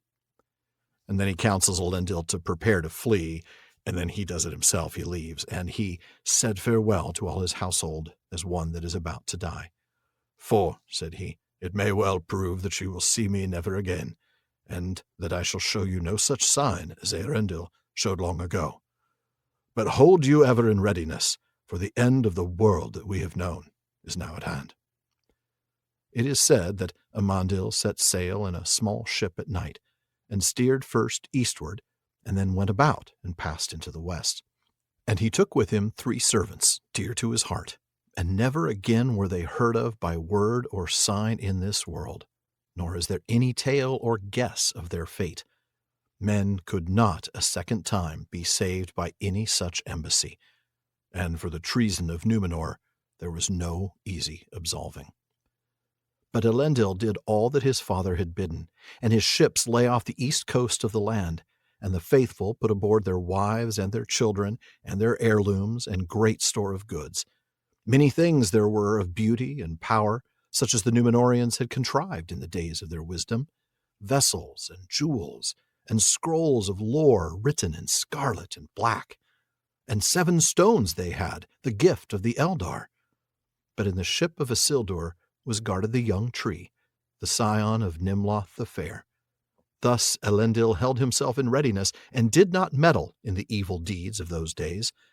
And ever he looked for a sign that did not come. Then he journeyed in secret to the western shores, and gazed out over the sea, for sorrow and yearning were upon him, and he greatly loved his father. Oh, that's lovely. Oh, beautifully read. Oh, thank you. The sacrifice of these people, right? The Yes. faithful who were already just downtrodden and threatened and politically irrelevant are now being killed for their faithfulness, for their fidelity to the Valar and to the elves. And Amandil, he had to know the odds were slim, that he was ever going to get to Valinor, let alone to be able to have an embassy before the Valar. So the sacrifice of Amandil, but then the sacrifice of Elendil too. That last line gets me every time. He greatly loved his father. I want to point all the Feanor apologists to this guy, because everybody says, well, Feanor loved his dad, right? The text says that. Yeah, but you know what?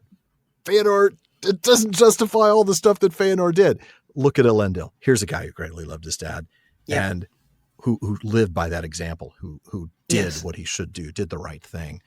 But even the sacrifice of Isildur, it's this generational thing, right? You've got Amandil, you've got Elendil, and then you've got Isildur going and risking his life unbidden, right? He didn't say, hey, Grandpa, that's a great story. Do you need me to go get the tree? He just goes and does it and brings back that fruit of the tree that ends up obviously being the white tree of Minas Tirith that we know. Well, it actually ends up being the white tree in Minas Ithil, and and then when Minas Ithil becomes Minas Morgul, it becomes the white tree in Minas Tirith.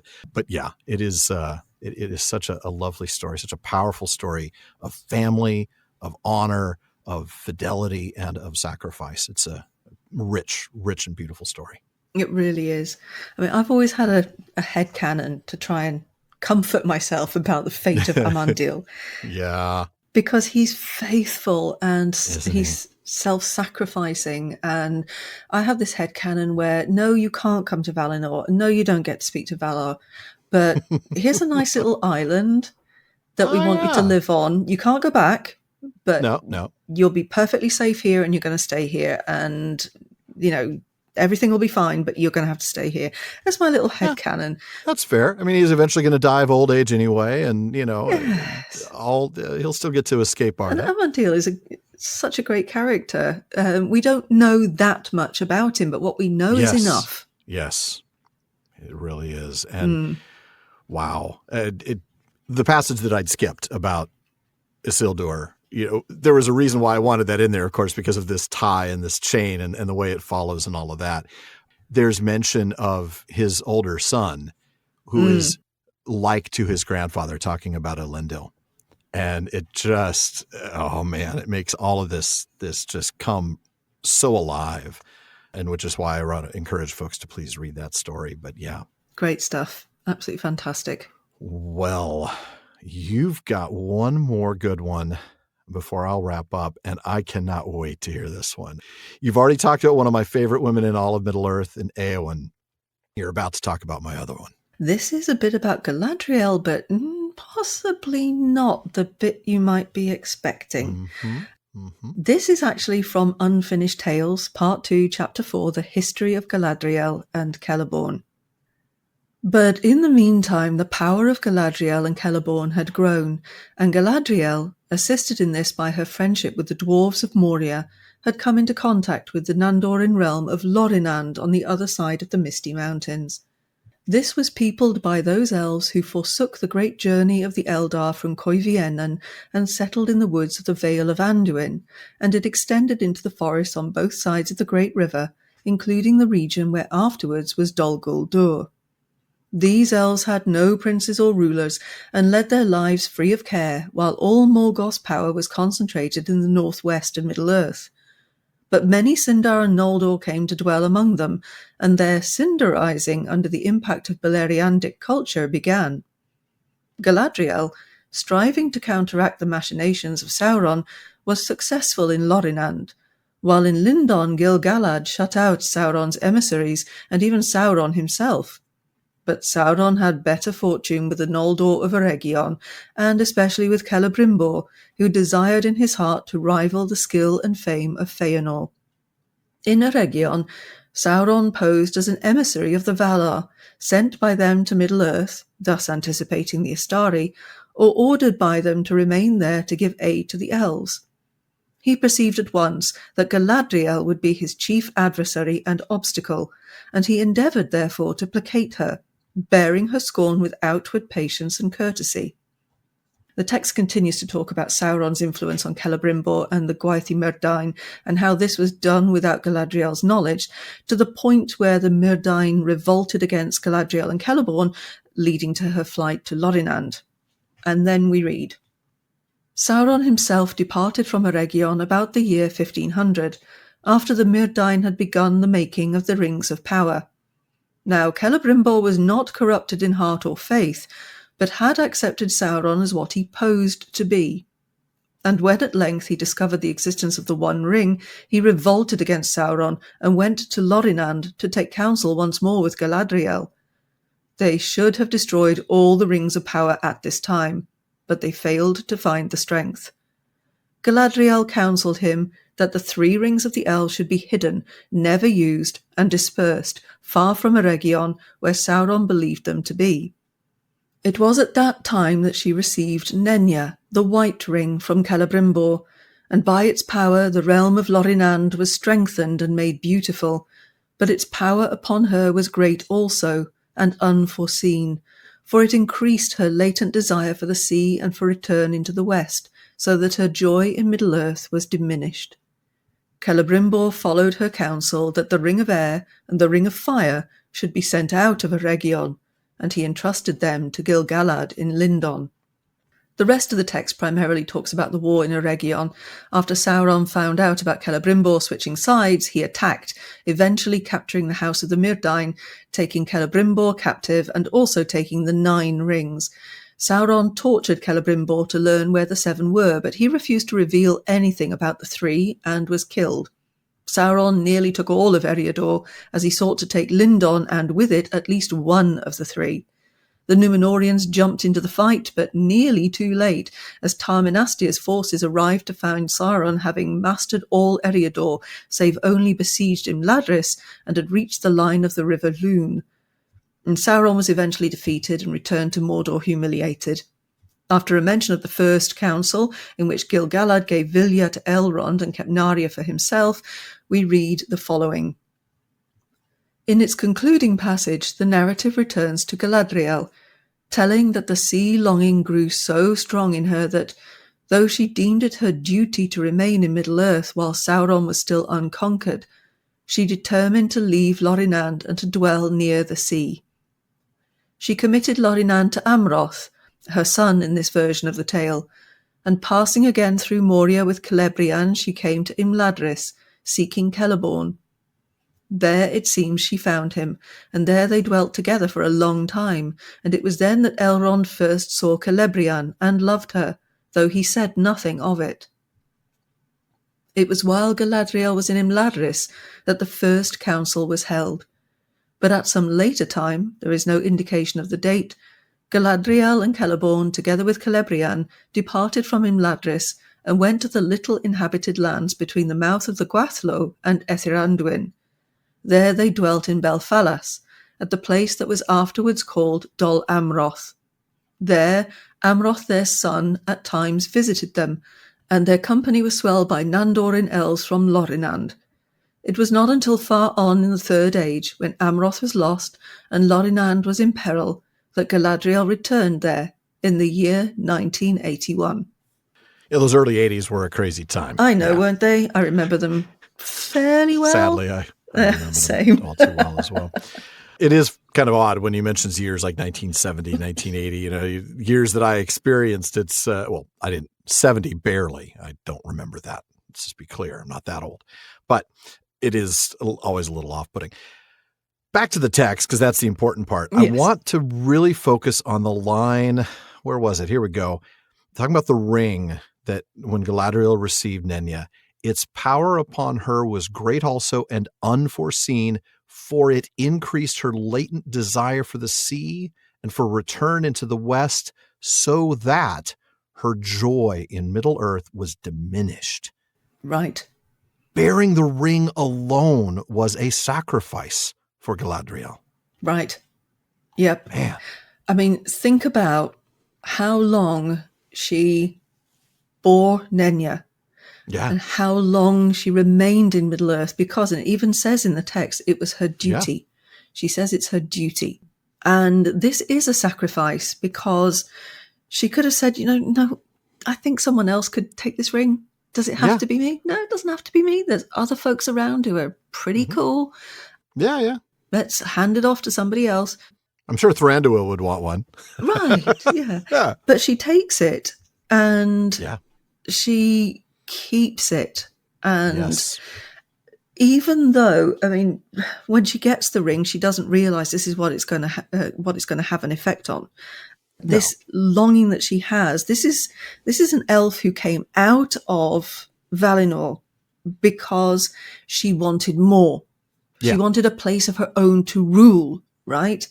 Mm-hmm. But now, just carrying the ring of adamant, the ring of water, it's that call of the sea, and she's pulled towards it like magnets. Mm. And fancy having to withstand that for thousands of years. Yeah, that's the thing. Such a long time. And without that ring, she's not able to protect her realm and keep it in that sort of timeless state that we've observed, in the Lord of the Rings. Right. So this was something that she had to actively bear. Exactly. Mm. Yes. And you can imagine that, even though Sauron had never touched these rings and could not have an effect on the ring bearers, the elven ring bearers, in the same way that he was able to over the rings of men, for example. Right. Still, the will of Sauron is going to be battering at, it's called Lorinand here, of course, and becomes Lothlorien later. It's going to be battering at that, isn't it? So wearing that ring it's got to be draining constantly. Yeah.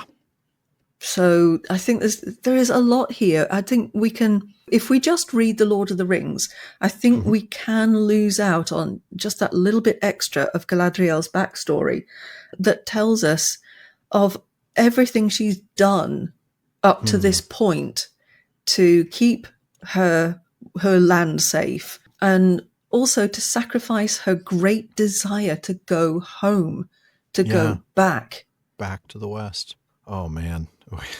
I'm just thinking about all those moments where it's so clear about her desire, right? Galadriel's Lament, the song that she sings, and this whole idea about ship, how am I going to get across and such a wide sea and all of this. And even Saruman, I was kind of skimming through many partings as I start to begin to prepare for the next chapter. And I'd forgotten how snarky he was with Galadriel. She's in the party when they first encounter him. And he's snarky to her about going back to the West. Who's going to, blah, blah, blah. Oh, man. I mean, she has set aside so much. She sacrificed so much for so long. And I think it's really easy to kind of lose sight of that and just think of her as, well, she's this, elven queen, super powerful because she has the ring. Yeah, but she's suffering. She's not getting what she would prefer to have. This isn't her choice. This isn't her preference. I shouldn't say it's not her choice. She did choose to do it, but it isn't what she wanted to do. It's sort of like Aragorn explaining to Éowyn in your first reading. I don't choose paths of peril. If I got my choice, I'd be back in Rivendell hanging with my girlfriend, who I haven't named or told you about yet, Éowyn, but I have one just in case you know. On the down low. Yeah, exactly. So, and Arwen pops up. Did you say down low? Let's talk about that. Cause here's a banner. Yeah. But yeah, I mean, it's the same thing. I don't choose paths of peril. I'm doing this because I have to. For her, it's the same thing. This isn't what she wants to do, but she's choosing to do it because she believes it is her duty. Yes. And but it takes sacrifice to do that. And yeah, that sacrifice is done in service of her people. Right. So yeah. Because it is the right thing to do. But it says in the text, her joy in Middle-earth was diminished. That's a lot. That is a lot when you left Valinor in order to come find joy by ruling over your realms, and wow. That's an excellent, and I like that being a bookend to your Éowyn passage to begin our readings today. The sacrifices that the female characters have made, it's important. They're powerful and in their own right, and they have agency in their own right. Yes. It's incredibly important to understand that, there's so much. Tolkien has been accused on multiple occasions of not being able to write women. And yes, okay, so the vast majority of characters are male. True. He doesn't write a large quantity of women, it is true. No, he doesn't. But the ones he does write are all interesting. Yes. Even the ones that are, well, not the main characters, right? I mean, we talked earlier about Morwen. I mean, there's a real edge to her. Yes. But what does that tell us about her and her hurts and her struggle? Or back when we were doing the Houses of Healing last season, we were talking about Yorith. Yes. She is an interesting character, isn't she? She is. Yes. Yeah. And, we don't get the huge amount about her that we do about the main characters. No. Okay, fine. No. But we get enough to actually understand who she is and why she's actually quite important in that moment. Yeah, absolutely she is. Yeah. Tolkien's women characters. Underestimate at your peril. Absolutely. Just ask Shelob. Good point. Now, I know you've got a special treat for us to finish up. I do. I always try to include a non-legendarium reading because I feel like, Tolkien, across all of his writings, a lot of his themes do translate. And here in the theme of service and sacrifice, I want to read some parts from Leaf by Nigel. Oh, how wonderful. Yay. It's my favorite non-legendarium story. I wish I could read the whole thing. Someday. There was once a little man called Nigel who had a long journey to make. He did not want to go. Indeed, the whole idea was distasteful to him, but he could not get out of it. He knew he would have to start sometime, but he did not hurry with his preparations. Nigel was a painter. Not a very successful one, partly because he had many other things to do. Most of these things he thought were a nuisance, but he did them fairly well when he could not get out of them, which, in his opinion, was far too often. The laws in his country were rather strict. There were other hindrances, too. For one thing, he was sometimes just idle and did nothing at all. For another, he was kind-hearted. In a way, the sort of kind heart. It made him uncomfortable more often than it made him do anything. And even when he did anything, it did not prevent him from grumbling, losing his temper, and swearing, mostly to himself. All the same, it did land him in a good many odd jobs for his neighbor, Mr. Parrish, a man with a lame leg. Occasionally, he even helped other people from further off, if they came and asked him to. Also, now and again, he remembered his journey and began to pack a few things in an ineffectual way. At such times, he did not paint very much. Now, I'd love to read the whole thing, but we do go ahead and read about one particular painting of his, and it's the great tree with its leaves that began to take all of his time and his focus.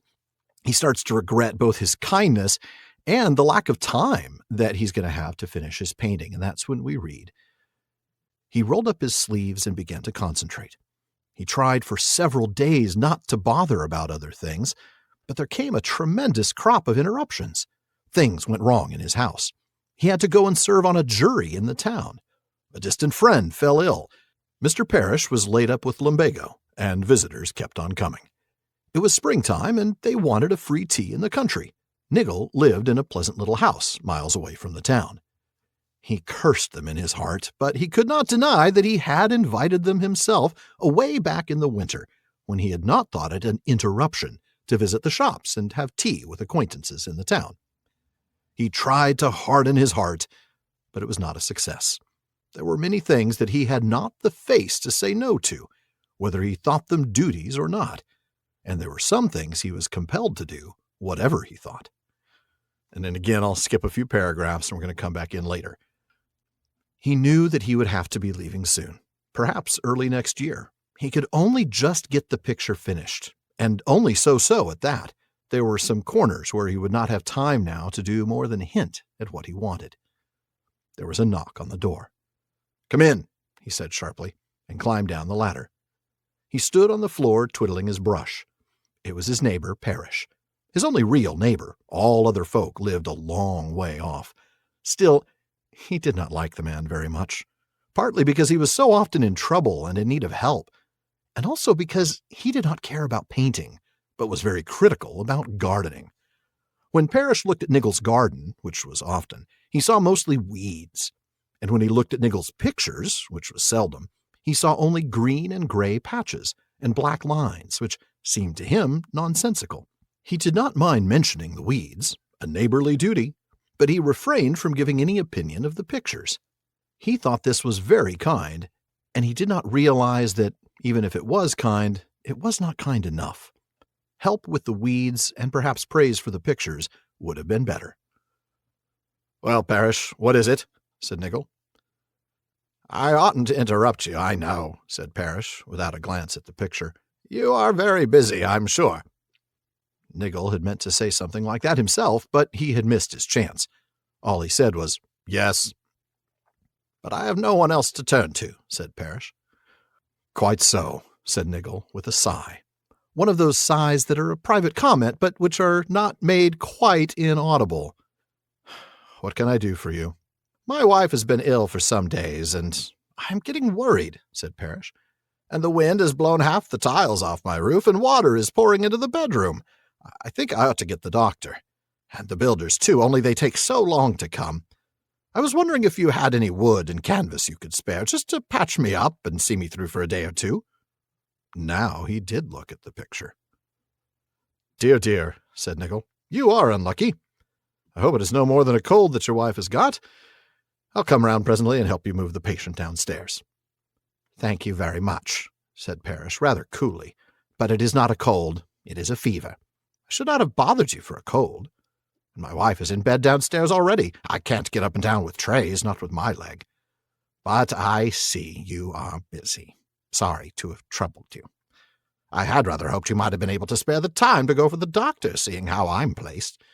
And the builder, too, if you really have no canvas you can spare." "Of course," said Nigel, though other words were in his heart, which at the moment was merely soft without feeling at all kind. "I could go. I'll go if you are really worried." "I am worried, very worried. I wish I was not lame," said Parrish. So Nigel went. You see, it was awkward. Parrish was his neighbor, and everyone else a long way off. Nigel had a bicycle, and Parrish had not, and could not ride one. Parrish had a lame leg, a genuine lame leg, which gave him a good deal of pain. That had to be remembered, as well as his sour expression and whining voice. Of course, Nigel had a picture, and barely time to finish it. But it seemed that this was a thing that Parrish had to reckon with, and not Nigel. Parrish, however, did not reckon with pictures, and Nigel could not alter that. "Curse it," he said to himself as he got out his bicycle. It was wet and windy, and daylight was waning.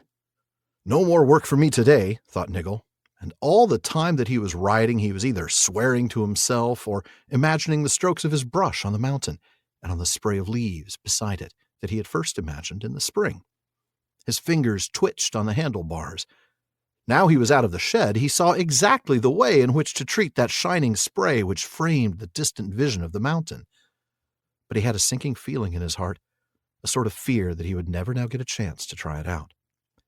Nigel found the doctor, and he left a note at the builder's. The office was shut, and the builder had gone home to his fireside. Nigel got soaked to the skin, and caught a chill himself. The doctor did not set out as promptly as Nigel had done. He arrived next day, which was quite convenient for him, as by that time there were 2 patients to deal with in neighboring houses. Nigel was in bed with a high temperature, and marvelous patterns of leaves and involved branches forming in his head and on the ceiling. It did not comfort him to learn that Mrs. Parrish had only had a cold and was getting up. He turned his face to the wall and buried himself in leaves. He remained in bed some time. The wind went on blowing. It took away a good many more of Parrish's tiles, and some of Nigel's as well. His own roof began to leak. The builder did not come. Nigel did not care, not for a day or 2.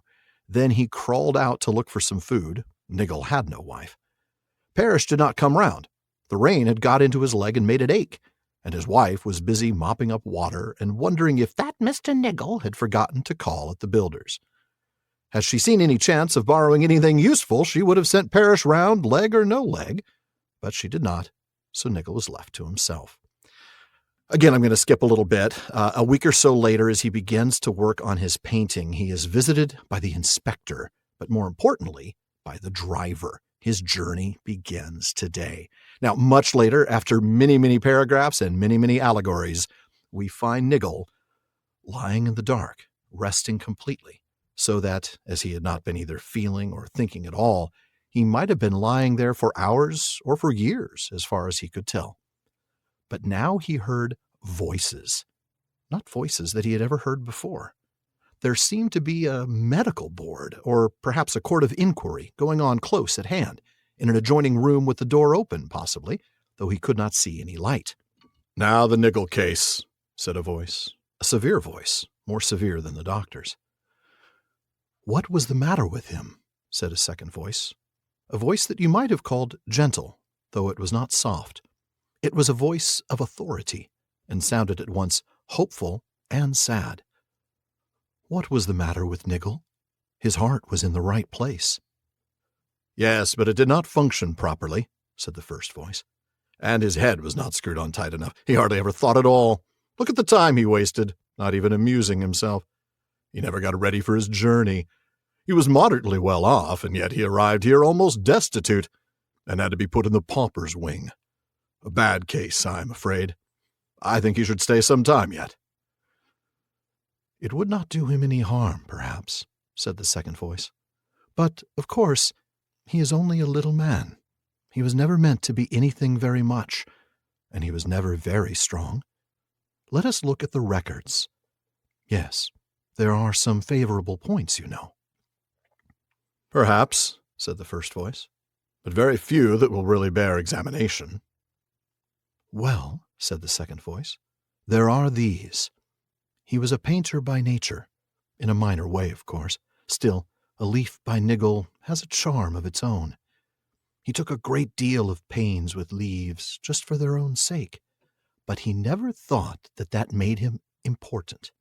There is no note in the records of his pretending, even to himself, that it excused his neglect of things ordered by the law." "Then he should not have neglected so many," said the first voice. "All the same, he did answer a good many calls." "A small percentage, mostly of the easier sort, and he called those interruptions. The records are full of the word, together with a lot of complaints and silly imprecations." "True, but they looked like interruptions to him, of course. Poor little man. And there is this. He never expected any return, as so many of his sort call it. There is the Parrish case, the one that came in later. He was Nigel's neighbor, never did a stroke for him, and seldom showed any gratitude at all. But there is no note in the records that Nigel expected Parrish's gratitude. He does not seem to have thought about it. Yes, that is a point, said the first voice, but rather small. I think you will find Nigel often merely forgot. Things he had to do for Parish he put out of his mind as a nuisance he had done with. Still, there is this last report, said the second voice, that wet bicycle ride. I rather lay stress on that. It seems plain that this was a genuine sacrifice. Nigel guessed that he was throwing away his last chance with his picture, and he guessed, too, that Parish was worrying unnecessarily. I think you put it too strongly, said the first voice. But you have the last word. It is your task, of course, to put the best interpretation on the facts. Sometimes they will bear it. What do you propose? I think it is a case for a little gentle treatment now, said the second voice. Nigel thought that he had never heard anything so generous as that voice. It made gentle treatment sound like a load of rich gifts and the summons to a king's feast. Then suddenly, Nigel felt ashamed. To hear that he was considered a case for gentle treatment overwhelmed him and made him blush in the dark. It was like being publicly praised when you and all the audience knew that the praise was not deserved. Nigel hid his blushes in the rough blanket. There was a silence. Then the first voice spoke to Nigel, quite close. You have been listening, it said. Yes, said Nigel. Well, what have you to say? Could you tell me about Parish? Said Nigel. I should like to see him again. I hope he is not very ill. Can you cure his leg? It used to give him a wretched time. And please, don't worry about him and me. He was a very good neighbor, and let me have excellent potatoes very cheap, which saved me a lot of time. Did he? Said the first voice. I'm glad to hear it. There was another silence. Nigel heard the voices receding. Well, I agree, he heard the first voice say in the distance. Let him go on to the next stage. Tomorrow, if you like. The whole story is fantastic, and I wish we could go through the whole thing, but I wanted to focus on this because, well, like the second voice explains, this was a genuine sacrifice. And one of the things that made it sacrificial was that he didn't expect anything in return. He didn't do this so that something would happen. This is unconditional. And that's what makes sacrifice true sacrifice. It just meant that I had to read a whole lot of it to get to that, to put it in context. And, I'm going to say you need the context for it. You really do. You got to understand who Parish is. You got to understand what Nigel's giving up. If you just start with the first and second voice, it's like, what? But yeah, what Nigel does throughout the story, really. And yes, it's reluctant. And yes, he has an attitude about it. And yes, he's not happy about it, but he's still human. It's very exactly. Human. Exactly. And I love that the second voice says that specifically, right? He was never meant to be anything very much, was one of the lines. And he talks about him being a very little man. That sort of makes me think of the way Gandalf talks to Bilbo at the end of The Hobbit. Oh, you're just a little fellow after all. I mean, you're not. Yeah, the world doesn't revolve around you. Exactly. Yeah. And I like that. I think what we see here is the second voice explaining not only is this unconditional in terms of his sacrifice, there's a humility here. He didn't expect the return, but he also never thought himself very important because of what he did. What he did never inflated his ego. Right. That's just not how he viewed things. Mm-hmm. He might not have been thrilled about it. He might have complained and groused and cursed and whatever, but he did it, and he did it out of humility. Yeah. And I think if you're going to have your life weighed at some point, it's nice to think that there would be somebody weighing in on your side and noticing those little sacrifices that you make. Yeah. Yeah. I do like that. The idea of a second voice and not just that sort of stern first voice. Yeah. That's the one we usually have in our heads. Isn't it? Yeah. Yeah. Yeah. Absolutely. Now the Nigel case. Yeah. If you have never read Leaf by Nigel, please do. Please. It is, run, don't walk. Yeah, don't even hesitate. It's something you can read in like an hour or hour and a half, maybe. It's not a long story, but it is rich and fabulous. Another example of how, though Tolkien expressed a cordial dislike for allegory in all its forms, he was nevertheless better at it than just about anybody you've ever read, because it is a masterpiece of that particular technique. And I will be going through that on the Prancing Pony podcast in a couple of years' time at least. I mean, actually, I guess not next year, not the year after, but 3 years. So we'll get there. But it's fantastic stuff. Wow. I want us to take some time and kind of talk about the theme across all readings, but every reading really was on its own, had its own points to make about service and sacrifice. I don't know. Is there one thing that you can say about the theme in relation to all the things that we read today? That it's prevalent throughout Tolkien's work. It's everywhere. Yeah, it is. It's absolutely everywhere. And, let's talk about a character that we haven't mentioned today. Let's talk about Boromir. All right. Oh, my goodness. Yes. Okay. Yes. So here's somebody who, he falls victim to the ring and everything goes horribly badly at the end and all that kind of thing. But he sacrifices himself for the hobbits. He sacrifices himself because it's the right thing to do. And that's his redemption, right? Yeah. Oh, 100% it is. And Tolkien does this all over the place, that he has this ability to sacrifice. Faramir, who agrees to go out on what is pretty much a suicide expedition. mission. Yeah. Go charge a city. Off you pop. Come back only if you manage it. Right. It will depend on the manner of your return. I know. Exactly. That was one of the passages that made my top 10, like, okay, my first cut. That was one of them. Yeah, you're right. It is everywhere. I think when I first started sort of looking at the themes for The Lord of the Rings, the big ones jump out. Hope and despair, fate and free will, fellowship. These are the big, big themes. I didn't realize quite how pervasive the theme of sacrifice and service really is. And it's a great choice. Really was. The only problem is, which ones are we going to choose out of all of that? So that was our issue. That was what was so hard about this. We probably had 30 or 40 passages that we could have easily picked from, and yet we ended up having to pick, well, we each picked 5, but we ended up only being able to read 4 because otherwise it was going to be even longer.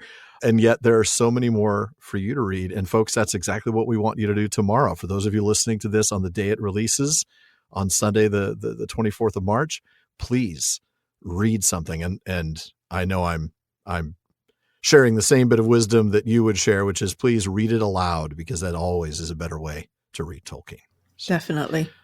Well, folks, that does wrap it up for another, in this case, very long episode of the Prancing Pony Podcast. Now, we are off next week for the Easter holiday, but be sure to join us again in 2 weeks when Sarah and I get to crown a new king in Gondor. Well, it's about time too. He's been waiting long enough. Yeah, he's probably a little ticked by now. Come on, guys, get with it. Yeah. Yeah, where's my crown? Fair enough. So, folks, Alan and I want to thank the members of Team PPP, editor Jordan Reynolds, Barliman Becca Davis, social media manager Casey Hilsey, event and Patreon community coordinator Katie McKenna, graphic artist Megan Collins, and website guru Phil Dean. And please take a minute to check out the prancingponypodcast.com. You'll find show notes there, as well as outtakes, Prancing Pony Ponderings, and our online storefront where you can get PPP merch, including chapter-specific artwork for Megan. And please take a moment to visit our library page. The Prancing Pony Podcast has always been about the books. So if you're interested in a book we've mentioned on the show, you'll find a link for it in our library. We get a small amount of compensation when you make your purchase, and we thank you for that. And we also want to thank our patrons at the Kierdance contribution tier. I'll start with DeMay in Alaska, Chad in Texas, Lance in New Jersey, Paul in Colorado, Joseph in Michigan, Kathy from North Carolina, Carlos in California, Brian in the UK, Ned from Connecticut, Jerry from Washington, Joe in Washington, Erwin from the Netherlands, Ben in Minnesota, Anthony in Texas, Karen in the UK, Zaksu in Illinois, Brian in Texas, Sarah in New Jersey, and Joshua in Massachusetts. And there's also Lucy in Texas, Erica in Texas, Carson in Oklahoma, Vivian in California, James in Massachusetts, Anne in Kentucky, Sean in New Jersey, Mason in California, Maureen from Massachusetts, John in Japan, Olivia in London, Jackson in Tennessee, Robert in Arizona, Nick in Wisconsin, Lewis in South Carolina, Thomas in Germany, Craig in California, Bailey in Texas, and Kevin in Massachusetts. Thank you all so very much for your support. Indeed. Thank you very, very much. Now make sure you don't miss any episodes of the Prancing Pony podcast. Subscribe now through Spotify, Apple Podcasts, Amazon Music, or your favorite podcast app. And one last thing, as always, don't forget to send your thoughts, comments, and most of all, the passages on service and sacrifice that you'll be reading on Tolkien Reading Day to Barliman at theprancingponypodcast.com. And if you want your voice literally heard, well, just send us audio of your question. You can visit podinbox.com/prancingponypod and record your question for us. Now please be sure to still email the question to Barliman. Even though Barliman's been a lot more reliable lately, there's still a lot of mail to sort through. We'll try to get to you just as soon as we're able. As always, though, this has been far too short a time, despite it being a very long time, to spend among such excellent and admirable listeners. But until next time. Jochen Vauer, Pub.